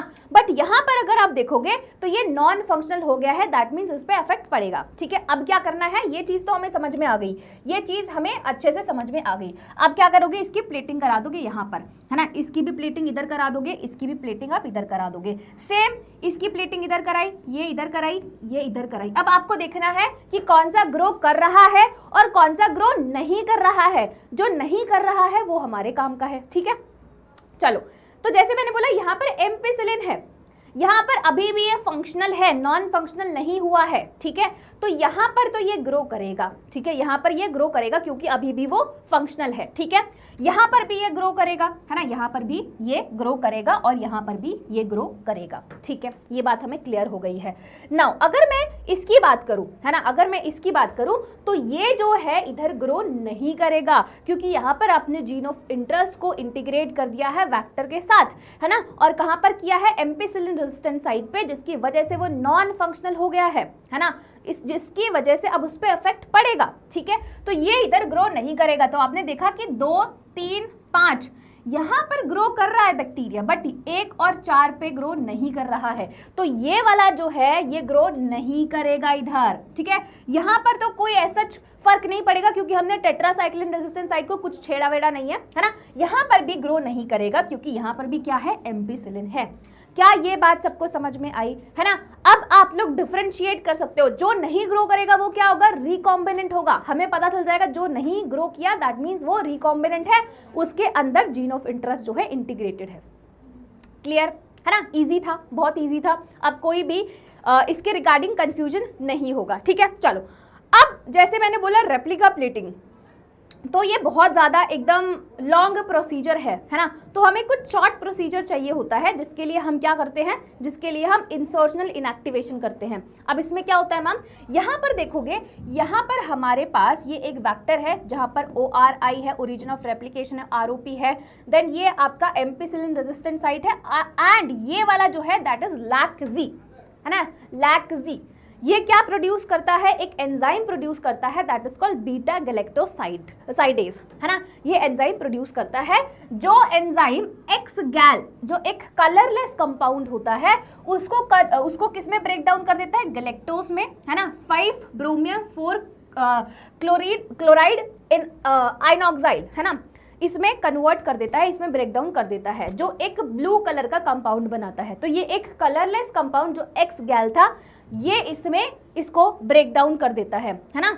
5Br 4Cl एंड इनऑक्सिल है ना, इसमें ब्लू कलर कंपाउंड में इसको कन्वर्ट करा देता है, ब्रेक डाउन कर देता है। अच्छा, अगर मैंने बोला कि जो जीन ऑफ इंटरेस्ट जो है अगर आपने इधर इंसर्ट कर दिया है ना, तो जिसकी वजह से ये जो एंजाइम है, कौन सा एंजाइम, बीटा गैलेक्टोसाइडेज। देखो हमें बेसिकली क्या करना है, हमें डिफरेंशिएट करना है कि जीन ऑफ इंटरेस्ट इंटीग्रेट हुआ है या नहीं हुआ है ना, यही हमें देखना है कि जीन ऑफ इंटरेस्ट इंटीग्रेट हुआ है या नहीं हुआ है। ठीक है, तो अगर मेरा जीन ऑफ इंटरेस्ट यहाँ पर इंटीग्रेट हुआ है तो ये जो आपका एंजाइम है बीटा गैलेक्टोसाइडेज जो एंजाइम है वो डीएक्टिवेट हो जाएगा। अगर ये एंजाइम डीएक्टिवेट हो गया तो क्या ये एक्स गैल जो कलरलेस कंपाउंड है ये चेंज हो जाएगा ब्लू कलर कंपाउंड में? नहीं होगा, क्योंकि ये एंजाइम जो है वो डीएक्टिवेट हो गया है। तो अगर कोई एंजाइम नहीं होगा तो कोई कन्वर्जन नहीं होगा, कोई कन्वर्जन नहीं होगा तो कोई भी कलर नहीं दिखेगा। दैट मीन्स कि ये रिकॉम्बिनेंट है, दैट मीन्स ये रिकॉम्बिनेंट है। देखो हमने रेप्लिका प्लेटिंग में भी हम लोग यही कर रहे थे, बट वो काफ़ी ज़्यादा लॉन्ग प्रोसीजर था, काफ़ी ज़्यादा टाइम कंज्यूमिंग था। तो ये आपका इतना ज़्यादा टाइम कंज्यूमिंग नहीं है, फटाफट से हो जाता है, राइट। तो वही चीज़ है कि हमें आप पता चल गया कि ये रिकॉम्बिनेंट है, दैट मीन्स जो आपका जीन ऑफ इंटरेस्ट है वो इंटीग्रेटेड है ना, इंसर्ट हो चुका है। वहीं पे अगर एंजाइम एक्टिवेटेड है तो कन्वर्जन होगा, कन्वर्जन होगा तो कलर आएगा, कलर आएगा तो दैट मीन्स नॉन रिकॉम्बिनेंट है, यहाँ पर जीन ऑफ इंटरेस्ट जो है इंसर्ट नहीं हुआ है ना। And that's how you can differentiate, ठीक है, that's how you can differentiate. Alright, चलिए तो ये टॉपिक भी हमारा खत्म हो गया है ना, ये टॉपिक भी हमारा खत्म हो गया है। नेक्स्ट हम जो पढ़ने वाले हैं दैट इज टीआई प्लाज्मिड है ना। बहुत ज़्यादा बड़ा नहीं है, बहुत छोटू सा टॉपिक है, इसमें इतना ज़्यादा आपको पढ़ने की जरूरत नहीं है, बहुत चुट्टू सा है ना, थोड़ा सा टॉपिक है जो आपको करना है। टीआई प्लाज्मिड क्या होता है, ट्यूमर इंड्यूसिंग प्लाज्मिड है ना। क्या इंड्यूस करा रहा है, ट्यूमर इंड्यूस करा रहा है, किसके अंदर, प्लांट के अंदर। यहाँ पर जो होस्ट है वो क्या है, प्लांट है, ठीक है। अच्छा, इसको एक्सट्रैक्ट कहाँ से किया जाता है, इसको एक्सट्रैक्ट किया है एग्रोबैक्टीरियम ट्यूमीफेशियन है ना, इस बैक्टीरिया से इसको एक्सट्रैक्ट किया गया है। ये आपको वेक्टर दिख रहा होगा है ना, यहाँ पर ये वेक्टर दिख रहा होगा, ये है आपका ORI ओरिजिन ऑफ रेप्लिकेशन। फिर ये जो रीजन होता है इसको हम लोग TDNA बोलते हैं है ना। क्या बोला जाता है इसको, TDNA बोला जाता है। यहाँ पर ऑक्सिन जीन होता है ना। क्या क्या चीज़ें आपको ध्यान रखनी है, क्या क्या चीज़ें यहाँ पर पढ़नी है वो मैं आपको बता देती हूँ। यहाँ पर ऑक्सिन जीन है, यहाँ पर साइटोकाइन जीन है एंड दिस इज ओपाइन, ठीक है। इस पूरे को हम लोग TDNA बोलते हैं। फिर ये वाला जो जीन है इसको हम VIR जीन बोलते हैं, दैट इज वायरुलेंसी जीन है ना। क्या है ये, वायरुलेंसी जीन होता है, ठीक है। अगेन ऑक्सिन और साइटोकाइन जीन अगर इनका रेशो सेम होता है तो क्या होता है, सेल डिवीजन होता है। तो सेल डिवाइड करते जाते तो जिसकी वजह से क्या बनता है, ट्यूमर बनता है ना। तो ट्यूमर इंड्यूस कराते हैं किसके अंदर, प्लांट के अंदर। आई बात समझ में है ना, आई बात समझ में। तो ये होता है आपका टीआई प्लाज्मिड। इसका सिर्फ एक ही डिसएडवांटेज है कि ये बहुत ज़्यादा, इसका साइज बहुत ज़्यादा बड़ा होता है, साथ ही साथ ज़्यादा कॉपी नंबर नहीं बना सकता है, ठीक है। चलिए बहुत ही बढ़िया बात है ना। थोड़ा सा आगे बढ़ते हैं। यहाँ पर अगर आप देखोगे, यहाँ पर क्या लिखा हुआ है, यहाँ पर ये लिखा हुआ है The process of infection by a tumefacian is because of the transfer of the small part of TI into the plant cell। जो आपका प्लाज्मिड है उसका एक छोटू सा पार्ट जो है वो प्लांट के है ना, प्लांट सेल के जीनोम में इंट्रोड्यूस किया जाता है, ट्रांसफर किया जाता है। उस सीक्वेंस को हम लोग TDNA बोलते हैं। उस सीक्वेंस को हम क्या बोलते हैं भाइयों और उनकी बहनों, TDNA बोलते हैं। और उसका दूसरा नाम क्या है, ट्रांसफर DNA। DNA मतलब ट्रांसफर DNA। और जो आपका ये VIR रीजन है ना, ये वाला है ना, VIR रीजन, ये क्या रेगुलेट करता है, transfer of TDNA into plant cell. आई बात समझ में है ना। तो इतना सा ही है, इतना सा ही पार्ट है जो आपको इसमें पढ़ना है टीआई प्लाज्मिड के बारे में, ठीक है। यहाँ पर आपको TDNA पता होना चाहिए है ना। TDNA क्या है, जो इन्फेक्शन कॉज करेगा है ना, जो क्या करेगा, इन्फेक्शन कॉज करेगा, ठीक है। यही एक छोटा सा जो पार्ट है उसको ट्रांसफर किया जाता है प्लांट के जीनोम में है ना, प्लांट सेल के जीनोम में, जिसकी वजह से क्या होगा, इन्फेक्शन कॉज होगा। और इसका कौन रेगुलेट करता है ट्रांसफर, VIR रीजन, ठीक है, ये वाला रीजन, दिस वन, ठीक है। तो इतना ही आपको इसके बारे में पढ़ना है। ऑलराइट, चलिए बहुत ही बढ़िया बात है। तो यहाँ पर ये देखो, ये है पूरा TI प्लाज्मिड ऑफ एग्रोबैक्टीरियम ट्यूमिफेशन, है ना। तो ये टी प्लाज्मिड है, यहाँ पर आप देखोगे टी डीएनए रीजन है, यहाँ पर ऑक्सिन है, साइटोकाइन है, ओपाइन है, this is right border, left border, virulence region, है ना, this is origin of replication, right. तो ये आपका पूरा प्लाज्मिड टी प्लाज्मिड हो गया। मैंने बताया था इसका क्या डिसएडवांटेज है, इसका एक ही डिसएडवांटेज है, इसका साइज जो है काफी बड़ा होता है एंड ये नेचुरल वेक्टर है ना। तो साइज बड़ा होता है एंड साथ ही साथ मल्टीपल कॉपीज, बहुत सारी कॉपीज नहीं बना सकता है, ठीक है। चलो, बहुत ही बढ़िया बात है, बहुत ही बढ़िया बात है। नेक्स्ट हम लोग क्या पढ़ने वाले हैं, देखो अभी तक जो हमने प्रोसेसेस पढ़ी ना, अब हमें उसको सीक्वेंस में पढ़ना है ना। तो यहाँ पर अब हम डिफरेंट एकदम सीक्वेंस में पढ़ने वाले हैं कि पहले क्या होता है, दूसरे नंबर पे क्या होता है, तीसरे नंबर पे क्या होता है, चौथे नंबर पे क्या होता है, पांचवे पे क्या होता है, छठे पे क्या होता है ना। तो processes of recombinant DNA technology, है ना, सेवरल स्टेप्स होते हैं, तो एक एक करके हम सारे स्टेप्स को समझते हैं। सबसे पहले आप क्या करोगे, सबसे पहले आप डीएनए को आइसोलेट करोगे, है ना। आपके सेल है, सेल के अंदर न्यूक्लियस है, न्यूक्लियस के अंदर जेनेटिक मटेरियल है। सबसे पहले आपको क्या करना पड़ेगा, रिकॉम्बिनेंट डीएनए टेक्नोलॉजी के लिए सबसे पहले आपको जेनेटिक मटेरियल को आइसोलेट करना पड़ेगा, है ना। आइसोलेट कैसे करते हैं उसकी बात हम लोग करेंगे डिटेल में, अभी पहले मैं आपको सीक्वेंस बता देती हूँ, ठीक है। दूसरे नंबर पे क्या होगा, fragmentation of DNA by restriction endonucleases, है ना। रेस्ट्रिक्शन एंडोन्यूक्लियसिस की हेल्प से आपको डीएनए के छोटे छोटे फ्रेगमेंट्स कट करने हैं, ठीक है, बहुत ही बढ़िया बात है। तीसरे नंबर पे जो आपका डीएनए फ्रेगमेंट है ना, जो आपका डिजायर्ड डीएनए फ्रेगमेंट है उसको आइसोलेट करना पड़ेगा, ठीक है, ये आपका तीसरे नंबर का स्टेप आ जाएगा। चौथे पे आपको लाइगेट करना पड़ेगा डीएनए फ्रेगमेंट को वेक्टर के साथ, है ना। आप होस्ट के बॉडी में या फिर होस्ट सेल में कैसे पहुंचाओगे, with the help of vector.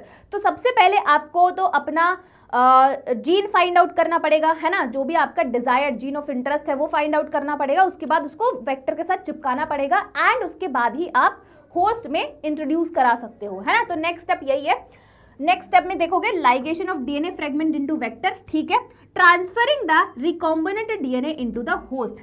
आपने जीन ऑफ इंटरेस्ट और वेक्टर को चिपका दिया, अब आपके पास क्या बन गया, रिकॉम्बिनेंट डीएनए बन गया, है ना, रिकॉम्बिनेंट डीएनए बन गया जिसको आप होस्ट में इंट्रोड्यूस करा दोगे।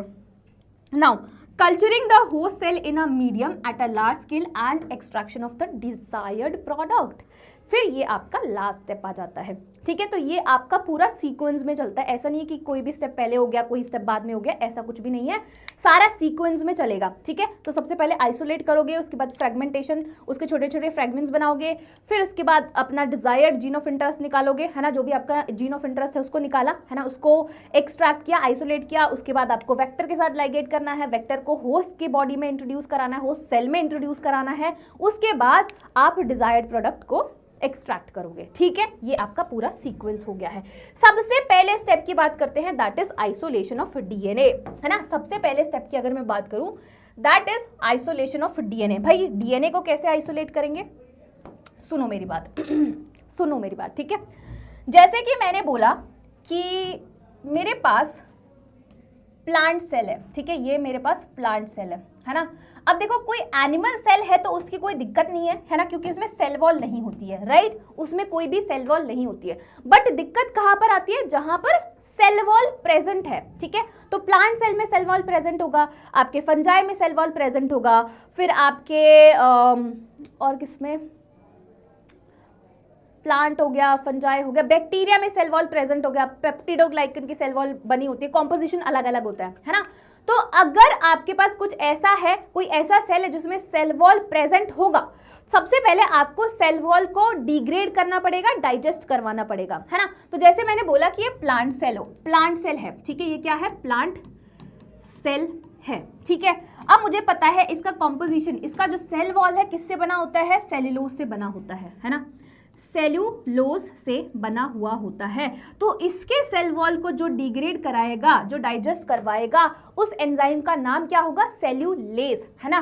क्या होगा उसका नाम, सेल्यूलेज होगा। बहुत ही अच्छी बात है ना, बहुत ही अच्छी बात है। अब मैंने बोला कि मेरे पास है फंजाई, है ना, मेरे पास क्या है, फंजाई, जिसका सेल वॉल काइटिन का बना होता है ना, सबको पता है ये चीज। तो काइटिन का बना है तो उसके लिए जो एंजाइम उसको डिग्रेड कराने के लिए आएगा, उसका क्या नाम होगा, काइटिनेज, काइटिनेज, काइटिनेज। ठीक है, बहुत ही बढ़िया बात है ना, बहुत ही बढ़िया बात है। यही चीज यहाँ पर लिखा हुआ है, cell wall can be broken down by treating the bacterial cell, plant cell और animal tissue with enzyme should be lysozyme. अच्छा, बैक्टीरिया का नहीं बताया है ना, जैसे कि बैक्टीरिया हो गया है ना, तो बैक्टीरिया के सेल वॉल को डिग्रेड करने के लिए कौन आएगा, लाइजोजाइम आएगा। ठीक है, ये क्या करेगा, इसकी सेल वॉल को तोड़ेगा। सेलुलोज के लिए सेलुलेज आएगा और काइटिनेज के लिए काइटिन के फंजाई के लिए जिसकी सेल वॉल जो है काइटिन की बनी होती है उसके लिए काइटिनेज आएगा। ठीक है, बहुत ही बढ़िया बात है। अब क्या करेंगे मैम, है ना, सेल वॉल तो हमने तोड़ दी है, सेल वॉल तोड़ दी है तो आपके पास क्या बचा, आपके पास सिर्फ प्लाज्मा मेम्ब्रेन एंड साइटोप्लाज्म बचा हुआ है। ठीक है, ये दोनों चीज बची हुई है। ठीक है, बहुत ही अच्छी बात है ना। कहने को आप बोल सकते हो प्रोटोप्लाज्म बचा हुआ है ना, तो यहाँ पर आपके पास प्रोटोप्लाज्म बचा हुआ है। ठीक है, बहुत ही बढ़िया बात है ना, बहुत ही बढ़िया बात है। अच्छा, नेक्स्ट स्टेप में क्या करेंगे मैम, नेक्स्ट स्टेप में यहाँ पर अगर आप देखोगे, यहाँ पर अब हमें डीएनए को रिमूव करना है, किससे, हिस्टोन प्रोटीन से एंड आरएनएस। यहाँ पर आरएनएस भी प्रेजेंट होगा और प्रोटीन भी प्रेजेंट होंगे, तो सबसे पहले हमें इसको रिमूव करना पड़ेगा, तभी आप अपने जेनेटिक मटेरियल को एक्सट्रैक्ट कर सकते हो, आइसोलेट कर सकते हो। इसको आप कैसे करोगे, यहाँ पर आपके पास ये ट्यूब है ना, इसमें आप डाल दोगे आरएनएस एंड प्रोटीएस।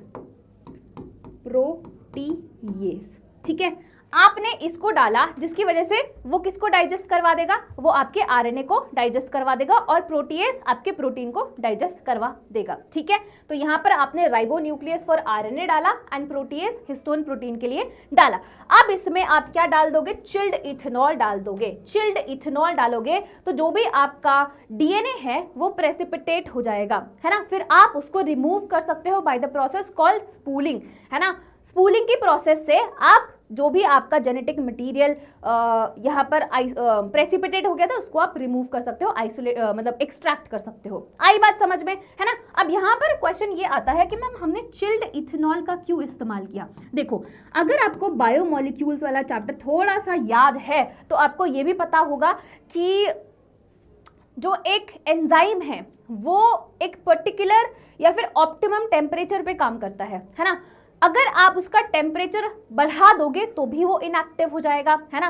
अगर आप उसका टेम्परेचर कम कर दोगे तो भी वो इनएक्टिव हो जाएगा, राइट। तो एक पर्टिकुलर ऑप्टिमम टेम्परेचर पे काम करता है। यहाँ पर हमने चिल्ड इथेनॉल इसीलिए डाला है ताकि जो एंजाइम है उसका जो काम है ना, जो उसका स्पीड है वो कम हो जाए, राइट। तो इसी वजह से हमने क्या डाला है, यहाँ पर चिल्ड इथेनॉल डाला है। ठीक है, राइट। तो finally purified DNA precipitate out after the addition of chilled ethanol. तो ये हो गया कि आप कैसे डीएनए को आइसोलेट कर सकते हो, है ना, कैसे आप अपने डीएनए को आइसोलेट कर सकते हो। आई एम होपिंग कि आपको ये चीज अच्छे से समझ में आ गई होगी। ठीक है, तो पहला स्टेप क्लियर हो गया। नेक्स्ट स्टेप पे आ जाते हैं, that is fragmentation of DNA. अब हमें क्या करना है, अब हमें डीएनए के छोटे छोटे फ्रैगमेंट्स बनाने हैं, है ना। अब हमें क्या करना है, छोटे छोटे डीएनए के फ्रैगमेंट्स बनाने हैं। जिसके लिए restriction enzyme digestion are perform by incubating purified DNA molecule with the restriction enzyme. ठीक है, देखो फ्रैगमेंट्स बनाने के लिए यहाँ पर हमारे पास रेस्ट्रिक्शन एंडोन्यूक्लियसेस आएंगे, मॉलिक्यूलर सीजर्स, है ना। ये क्या करेंगे, आपके डीएनए के फ्रैगमेंट्स को छोटे छोटे फ्रैगमेंट्स में, छोटे छोटे टुकड़ों में काट देंगे। ठीक है, अब इसको आपको अलग अलग करना है ना। आपको इसको जेल इलेक्ट्रोफोरेसिस वाला मैंने आपको प्रोसेस बताया था, है ना, उसमें मेथड मैंने आपको बताया था कि कैसे आप सेपरेट कर सकते हो अपने डीएनए के फ्रैगमेंट्स को on the basis of their length, है ना। तो यहाँ पर जो बताया गया ना, DNA is negatively charge molecule, hence it moves toward the positive electrode anode. तो ये चीज किसकी बात हो रही है, यहाँ पर जेल इलेक्ट्रोफोरेसिस की ही बात हो रही है कि वहां पर अब आपने जो भी आपके पास डीएनए के फ्रैगमेंट्स थे, जो भी आपके रेस्ट्रिक्शन एंडोन्यूक्लियस ने कट कर दिए थे, है ना, अब आपको उसको अलग अलग करना है। कैसे अलग अलग करोगे, on the basis of their length. तो यहाँ पर जेल इलेक्ट्रोफोरेसिस जो है प्रोसेस परफॉर्म किया गया है, जिससे आप अपने डीएनए फ्रैगमेंट्स को सेपरेट कर सकते हो। नेक्स्ट जो स्टेप आता है that is called PCR, and ये आपका सबसे इंपॉर्टेंट स्टेप है, ठीक है, और ये आपके बोर्ड एग्जाम में बहुत ही ज्यादा पूछा जाता है, ठीक है, तो इसको ध्यान से सुनना, पीसीआर बहुत ध्यान से सुनना। PCR stands for polymerase chain reaction, है ना, क्या है ये, पॉलीमरेज चेन रिएक्शन है जिसमें आप मल्टीपल कॉपीज बना सकते हो अपने जीन ऑफ इंटरेस्ट का, ठीक है। अगर मैं चाहती हूँ मेरे जीन ऑफ इंटरेस्ट की मल्टीपल कॉपीज बने तो मल्टीपल कॉपीज आप बना सकते हो इस प्रोसेस से, ठीक है। चलो सबसे पहले हम लोग समझते हैं कि आखिर में क्या क्या होता है ना, पॉलीमरेज चेन रिएक्शन में क्या होता है इसको हम लोग समझते हैं। सबसे पहला जो स्टेप होता है दैट इज कॉल्ड डीनेचुरेशन, है ना। अच्छा, डीनेचुरेशन में क्या होगा, बेसिकली डीनेचुरेशन में यहाँ पर ये मेरे पास डीएनए के स्ट्रैंड्स है ना, ये यहाँ पर देखोगे एंटी पैरेलल पोलैरिटी है, ठीक है। फर्स्ट स्टेप, अगर हम फर्स्ट स्टेप की बात करें, है ना, फर्स्ट स्टेप की बात करें, यहाँ पर एंटी पैरेलल पोलैरिटी है, बहुत ही बढ़िया बात है ना, एंटी पैरेलल पोलैरिटी है तो बहुत ही बढ़िया बात है।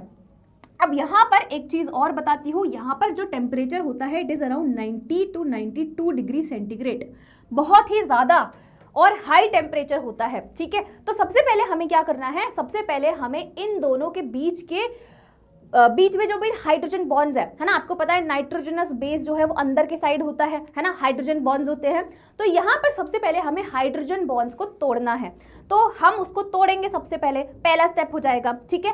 दूसरा स्टेप इज एनीलिंग, है ना, दूसरा स्टेप क्या होता है, एनीलिंग होता है ना, दूसरा स्टेप इज एनीलिंग।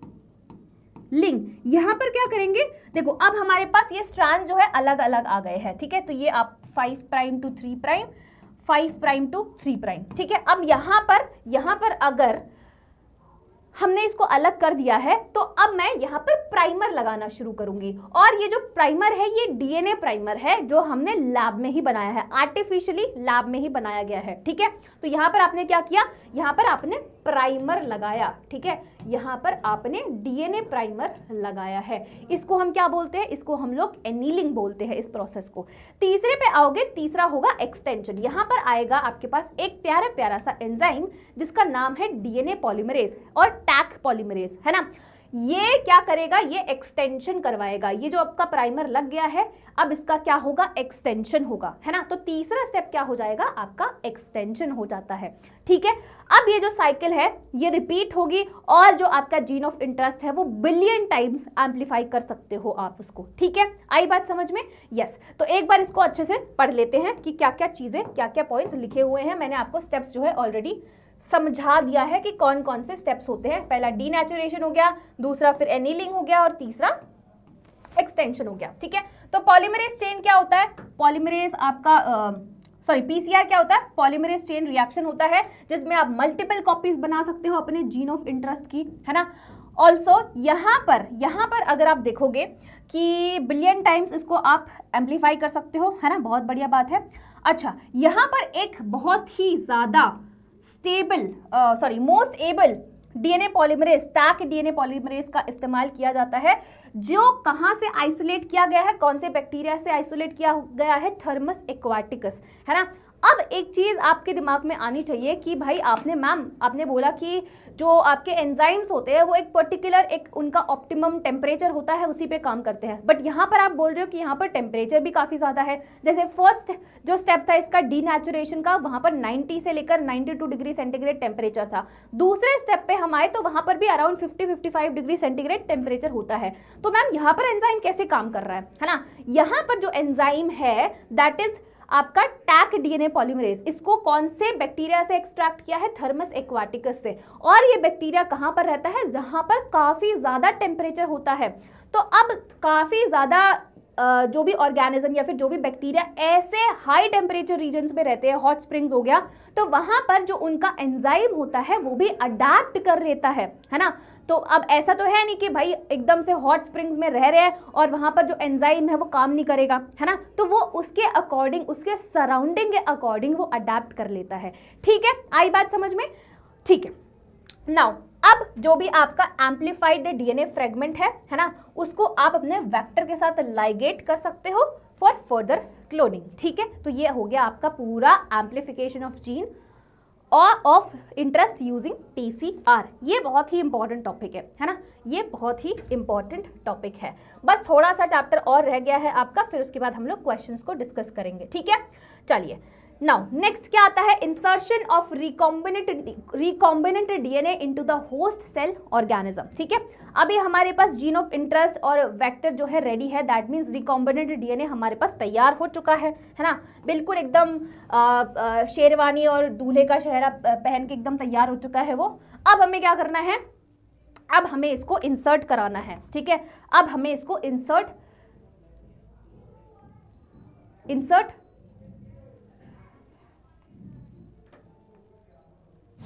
अभी बच्चे सोच रहे होंगे कि मैम जब देखो यहाँ पर एसी ही चलाते रहते हैं। बेटा देखो, मैं आपको रीज़न बताती हूँ, ठंड हो रही है, आई नो, पता है होता क्या है कि जैसे आप क्लास में आते हो, स्टूडियो में आते हो, तो फिर एसी अगर चल रहा था तो बहुत ठंड हो रहा होता है ना, एकदम चिल्ड हो जाता है आपका स्टूडियो रूम। ठीक है, फिर उसके बाद क्या होता है कि थोड़ी देर के बाद जब आप बोर्ड पे पढ़ाते रहते हो, एक तो आप बोलते हो है ना, तो उसकी वजह से एनर्जी एकदम गर्मी लगती है ना। दूसरा ये जो बोर्ड है ना आपके पीछे, इससे इतनी ज़्यादा हीट आती है ना, फिर आपको ऐसा लगता है कि अरे यार जल्दी से एसी चलाओ। तो आपने देखा होगा वीडियोज़ में कि मैम जो है एसी चलाती रहती है, तो भाई थोड़ा सा रहम कर लिया करो। तुम लोग ना कमेंट कर देते हो जब देखो एसी चलाते रहते, भाई ऐसे मत किया करो यार, हम लोग भी इंसान है ना। चला लूँ मैं एसी, चल ही नहीं रहा, देखो भाई क्या है, बताओ क्या करा जाए, लाइट ही चली गई क्या हमारे स्टूडियो में,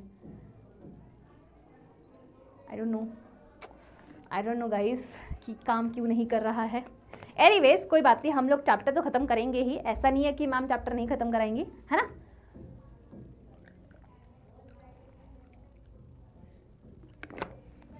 चलिए now there are several methods, यहां पर बोला गया है कि बहुत सारे मेथड्स हैं जिसकी हेल्प से आप अपने रिकॉम्बिनेंट डीएनए को होस्ट के सेल में इंट्रोड्यूस करा सकते हो। जीन गन वाला मेथड हो गया, बहुत सारे मेथड्स होते हैं। अब उन मेथड्स के बारे में आपको इतने डिटेल में नहीं जाना है क्योंकि आपके सिलेबस में नहीं पूछा जाता है। ठीक है, तो इतने डिटेल में हम लोग जाएंगे भी नहीं। ठीक है, आई बात समझ में, जितना आपके सिलेबस में दिया गया है उतना ही हम लोग पढ़ने वाले हैं। If a recombinant DNA bearing gene for resistance to an antibiotic ampicillin is transferred into E coli, the host cell become transformed into ampicillin resistant cell. ये तो हमने पहले ही बात कर ली थी, है ना, ये तो हमने पहले ही बात कर ली थी एम्पिसिलिन वाली, है ना। If we spread the transformed cell on agar plate containing ampicillin, only transformant will grow, untransformant recipient cell will die। इसकी बात हमने पूरी रेप्लिका प्लेटिंग में कर ली है ना। Ampicillin resistant gene in this case is called selectable marker. इसको क्या बोला जाता है, सिलेक्टेबल मार्कर बोला जाता है। तो यहाँ पर भी हो गया। अब हमने जो भी वेक्टर था जिसके साथ जो भी हमारा रिकॉम्बिनेंट डीएनए था उसको हमने होस्ट में ट्रांसफर करा दिया है ना। बहुत सारे मेथड्स होते हैं, जीन गन हो गया, बहुत सारी चीज़ें होती है ना, उसके बारे में इतना ज़्यादा आपको नहीं जानना है। चलो बहुत बढ़िया बात है। अब हम आ जाते हैं इस चैप्टर के लास्ट टॉपिक पे, that is a bio reactor, है ना। बायो रिएक्टर्स क्या है, देखो बायो रिएक्टर्स आपके बड़े बड़े वेसल्स होते हैं जिसमें जो भी आपका रॉ मटेरियल है ना, उसको हम लोग बायोलॉजिकली कन्वर्ट करते हैं इन सेवरल प्रोडक्ट्स, है ना। अब हमें उस रॉ मटेरियल से प्रोडक्ट बनाना है, ठीक है, तो उसके लिए ये बायो रिएक्टर्स हमारे लिए काम में आते हैं। अब इस जो ये जो आपका बायो रिएक्टर है, यहाँ पर जो भी मैंने बताया कि बड़े बड़े वेसल्स होते हैं, ठीक है, यहाँ पर सारी सुविधाएं हैं, है ना, सबकी सुविधाएं हैं यहाँ पर। इसमें आपके पास ऑप्टिमल कंडीशंस मिल जाएंगी, है ना, ताकि आपको डिजायर्ड प्रोडक्ट मिल जाए, है ना, ताकि आपको डिजायर्ड प्रोडक्ट जो है मिल जाए। ऑप्टिमम ग्रोथ कंडीशंस जैसे कि क्या मैम, जैसे कि टेम्परेचर हो गया, पीएच हो गया, सबस्ट्रेट हो गया, सॉल्ट हो गए, विटामिन हो गए, ऑक्सीजन हो गया, सबकी सुविधा है यहाँ पर। ठीक है, चलो अब जो हमारा बायो रिएक्टर है वो भी दो टाइप का होता है ना। कौन कौन सा होता है, एक होता है आपका simple stirred tank bio reactor और दूसरा होता है स्पार्ज स्टिर्ड टैंक बायो रिएक्टर। ठीक है, अब क्या है, सबसे पहले हम लोग देख लेते हैं simple stirred tank bio reactor में, है ना। ये वैसे तो सिलेंड्रिकल होता है बट जो इसका बेस होता है वो कर्व्ड होता है। कर्व्ड क्यों होता है, ताकि मिक्सिंग अच्छे से हो, जो भी इसके अंदर कंटेंट है ना, जो भी बायो रिएक्टर के अंदर कंटेंट है उसकी मिक्सिंग काफ़ी अच्छे से हो जाए। The stirrer facilitate even mixing, है ना, जो आपका स्टिरर है वो क्या फैसिलिटेट करता है कि इवन मिक्सिंग हो जाए and oxygen availability through out the bio reactor. Alternatively air can be bubbled through the reactor. ठीक है, bio reactor has agitator system भी होता है, ऑक्सीजन डिलीवरी सिस्टम भी होता है, फॉर्म कंट्रोल सिस्टम भी होता है, टेम्परेचर कंट्रोल सिस्टम भी होता है, पीएच को कंट्रोल करने वाला सिस्टम भी होता है, सैम्पलिंग पोर्ट्स भी होते हैं ताकि छोटे छोटे वॉल्यूम में जो भी चीज बनाई गई है उसको विड्रॉ कर लिया जाए पीरियोडिकली, टाइम टाइम पर उसको विड्रॉ कर लिया जाए। ठीक है, तो ये होता है आपका simple stirred tank bioreactor. ठीक है, ये इस तरीके से होता है। यहाँ पर देखो कि मोटर लगी हुई है और एसिड बेस पीएच कंट्रोल के लिए है ना, फॉर्म ब्रेकर भी है, steam for sterilisation, flat blooded impeller, culture broth, ये सारी चीजें यहाँ पर है। ठीक है, यहाँ पर आप देखोगे स्पार्ज स्टेड टैंक बायो रिएक्टर में देखोगे कि यहाँ पर एक स्पार्ज लगा हुआ है ना, जो एयर को स्प्लिट कर रहा है। ठीक है, also it increase the surface area for oxygen transfer, है ना। तो ये आपके दो तरीके के बायो रिएक्टर है जिसमें बेसिकली जो भी आपका बायोलॉजिकल रॉ मटेरियल है ना, रॉ मटेरियल को बायोलॉजिकली कन्वर्ट किया जाता है इनटू स्पेसिफिक प्रोडक्ट्स, क्योंकि अभी हमें काफ़ी लार्ज स्केल में बनाना है वो चीज़, है ना, प्रोडक्ट में बनाना है। ठीक है, तो ये आपके बायो रिएक्टर्स हो गए। अब हम आ जाते हैं last topic, that is down stream processing. ठीक है, डाउन स्ट्रीम प्रोसेसिंग क्या होता है? देखो, हमारे पास प्रोडक्ट बन के आ गया है ना, अब आपको उसको अपने कस्टमर्स तक भी पहुंचाना होगा, ट्रांसपोर्टेशन करवाना होगा, उसको एक्सट्रैक्ट करना होगा, है ना, सेपरेट करना पड़ेगा, उसका प्यूरिफिकेशन करना पड़ेगा, उसका ट्रांसपोर्टेशन देखना पड़ेगा कि कैसे जाएगा ये प्रोडक्ट, आइस में जाएगा, कैसे पैकेजिंग होगी, ये सारी चीज़ें किसके अंदर आती है? डाउन स्ट्रीम प्रोसेसिंग के अंदर आती है, जिसके अंदर स्ट्रिक्ट क्वालिटी कंट्रोल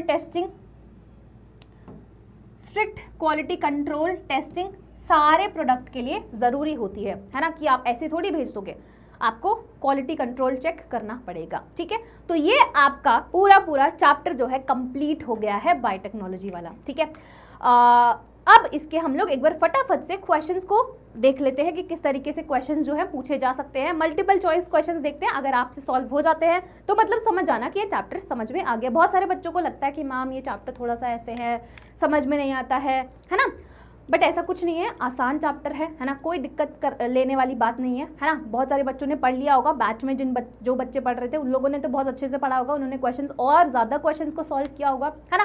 तो जो बैच वाले बच्चे उनका रिविजन हो गया और जो नए बच्चे हैं उनका ये चैप्टर कंप्लीट हो गया एक तरीके से देखा जाए। ठीक है, चलिए अब फटाफट से हम लोग क्वेश्चंस को सॉल्व कर लेते हैं, है ना। कुछ क्वेश्चंस मैं आपको दूंगी और कुछ क्वेश्चंस जो है मैं खुद करा दूंगी। ठीक है, चलिए सबसे पहला क्वेश्चन आपके स्क्रीन के सामने ये रहा, है ना। पहला क्वेश्चन क्या बोलता है? स्टेटमेंट 1, है ना, the DNA fragment extracted from gel electrophoresis can be used construction of recombinant DNA. ठीक है, स्टेटमेंट 2 क्या है? Smaller size DNA fragments are observed near anode while larger fragments are found near the wells in the agarose gel. In the light of the above statement आपको बताना है कि क्या ये स्टेटमेंट सही है, क्या ये स्टेटमेंट गलत है, दोनों ही गलत है, दोनों ही सही है, ये बताना है ना। तो देखो, पहला स्टेटमेंट है DNA fragment extracted from gel electrophoresis can be used in construction of recombinant DNA. बिल्कुल सही है ना, स्टेटमेंट बिल्कुल सही है, इसमें कोई भी गलत चीज नहीं लिखी हुई है ना, पहला स्टेटमेंट बिल्कुल सही है। स्मॉलर साइज कहाँ पर आपको दिखेगा? एनोड के पास, है ना। ठीक है, और जो आपका लार्जर फ्रेगमेंट है वो आपको वेल्स के नियर वेल्स दिखेगा। ठीक है, तो दोनों ही स्टेटमेंट सही है, both statement 1 and statement 2 is correct, तो सी आपका करेक्ट आंसर आ जाएगा। ऑल राइट, यहाँ पे कोई दुख दर्द पीड़ा वाली बात नहीं है। ठीक है, नेक्स्ट क्वेश्चन पे आते हैं। Following are the steps involved in the process of PCR. कौन सा, मतलब आपको सीक्वेंस बताना है ना, पीसीआर का सीक्वेंस बताना है यहाँ पर। तो सबसे पहले आपका डीनेचुरेशन आ जाएगा पहला, है ना, फिर उसके बाद आपका आएगा एनीलिंग, है ना, यस। एनीलिंग के बाद आता है एक्सटेंशन, एक्सटेंशन नहीं आएगा, है ना, यहाँ पर आएगा treatment with Taq polymerase and deoxynucleotide, फिर उसके बाद आपका एक्सटेंशन आ जाएगा, फिर एम्प्लीफिकेशन, है ना, यस। ए वाला करेक्ट आंसर आ जाएगा। ठीक है, ए वाला आपका करेक्ट आंसर आ जाएगा। Alright, next question. The T I plasmid of Agrobacterium tumefaciens stands for tumour inhibiting plasmid, tumour independent plasmid, tumour inducing plasmid, temperature independent plasmid. ठीक है, बताना है इसका आंसर। तो करेक्ट आंसर क्या आ जाएगा? ट्यूमर इंड्यूसिंग प्लाज्मिड, सी आपका करेक्ट आंसर आ जाएगा। ऑलराइट, चलो बहुत बढ़िया। नेक्स्ट क्वेश्चन पे आते हैं। नेक्स्ट क्वेश्चन क्या बोलता है, thermostable DNA polymerase used in PCR was isolated from, कौन से बैक्टीरिया से आइसोलेट किया हुआ है, थर्मस एक्वाटिकस से, एशेरिया कोलाई या फिर agrobacterium tumefaciens, bacillus thuringiensis, and the correct answer is thermos aquaticus, है ना, यही है, yes, A is the correct answer. Ma'am आप सारे क्वेश्चंस खुद ही करा दे रहे हो तो हमें तो आप दे नहीं रहे हो, बिल्कुल मिलेगा अभी, टेंशन नको, बिल्कुल मिलेगा, ठीक है।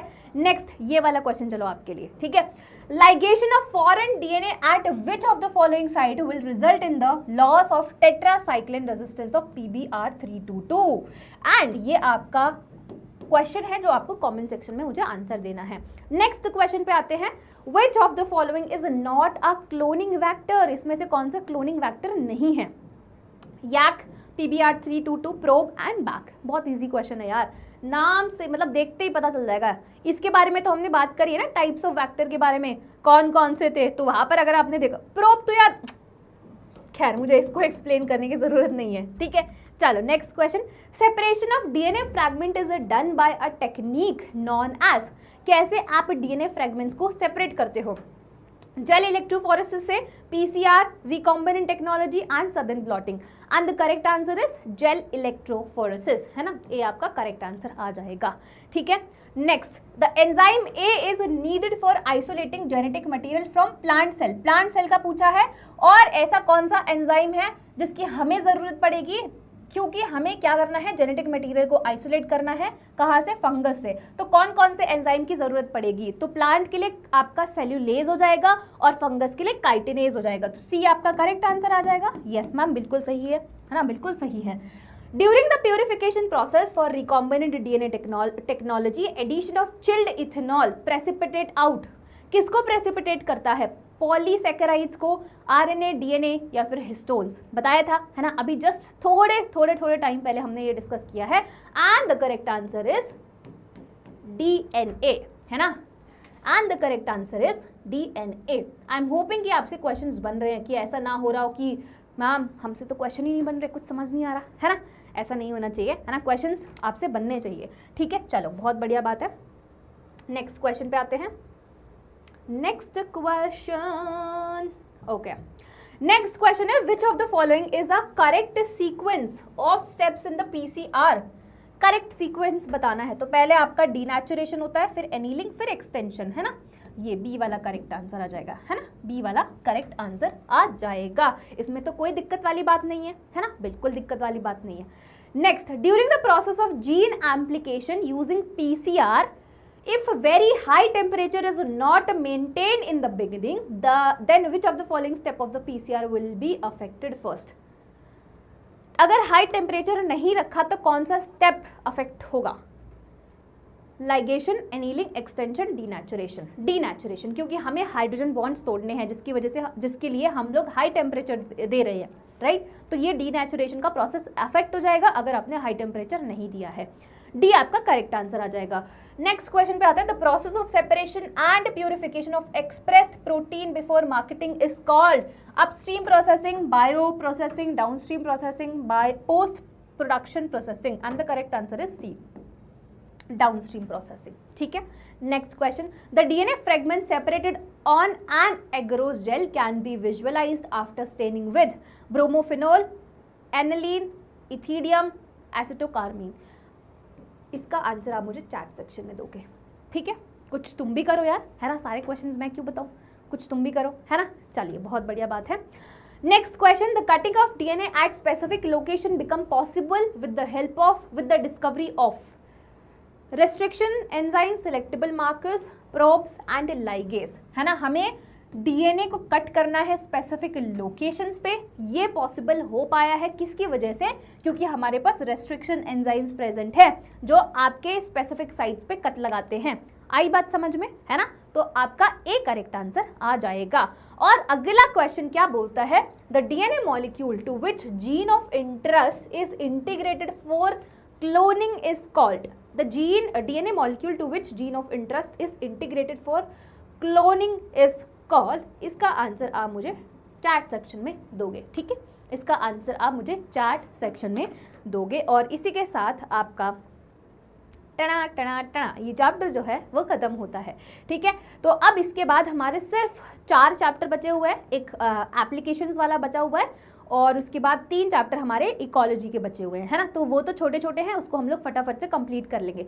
मतलब मान के चलना कि नवंबर लास्ट तक आपके सारे वन शॉट लेक्चर जो हैं आपको यूट्यूब पे मिल जाएंगे, उसकी आपको टेंशन लेने की कोई ज़रूरत नहीं है। ठीक है, आपको सब कुछ टाइम पर मिल जाएगा। ठीक है, तो यस, इसी के साथ हम लोग इस लेक्चर को एंड करते हैं। आई होप आपको सारी चीज़ें समझ में आई होंगी और जो मैंने आपको क्वेश्चंस दिए हैं उसका आंसर चैट बॉक्स में मुझे मिल जाना चाहिए, मैं सारे आंसर्स को चेक करूँगी। ठीक है, इस लेक्चर को देखने के बाद एक बार आप एनसीईआरटी की रीडिंग ज़रूर कर लेना, है ना, क्योंकि सेल्फ स्टडी बहुत ज़्यादा इंपॉर्टेंट है ना, कि अगर आप खुद से रीड करोगे तो वो चीज़ें आपको और अच्छे से समझ में आ जाएंगी। ठीक है, एक बार आपने पढ़ लिया किसी से, एक बार आप दोबारा खुद से रीड कर लो, है ना, तो फिर उसमें क्या होगा ना कि आपको देखो रिवीजन हो गया ना आपका दूसरी बार, तो दूसरी बार आपने पढ़ लिया तो रिवाइज हो गई चीज़ें। ठीक है, तो ये ज़रूर कर लेना।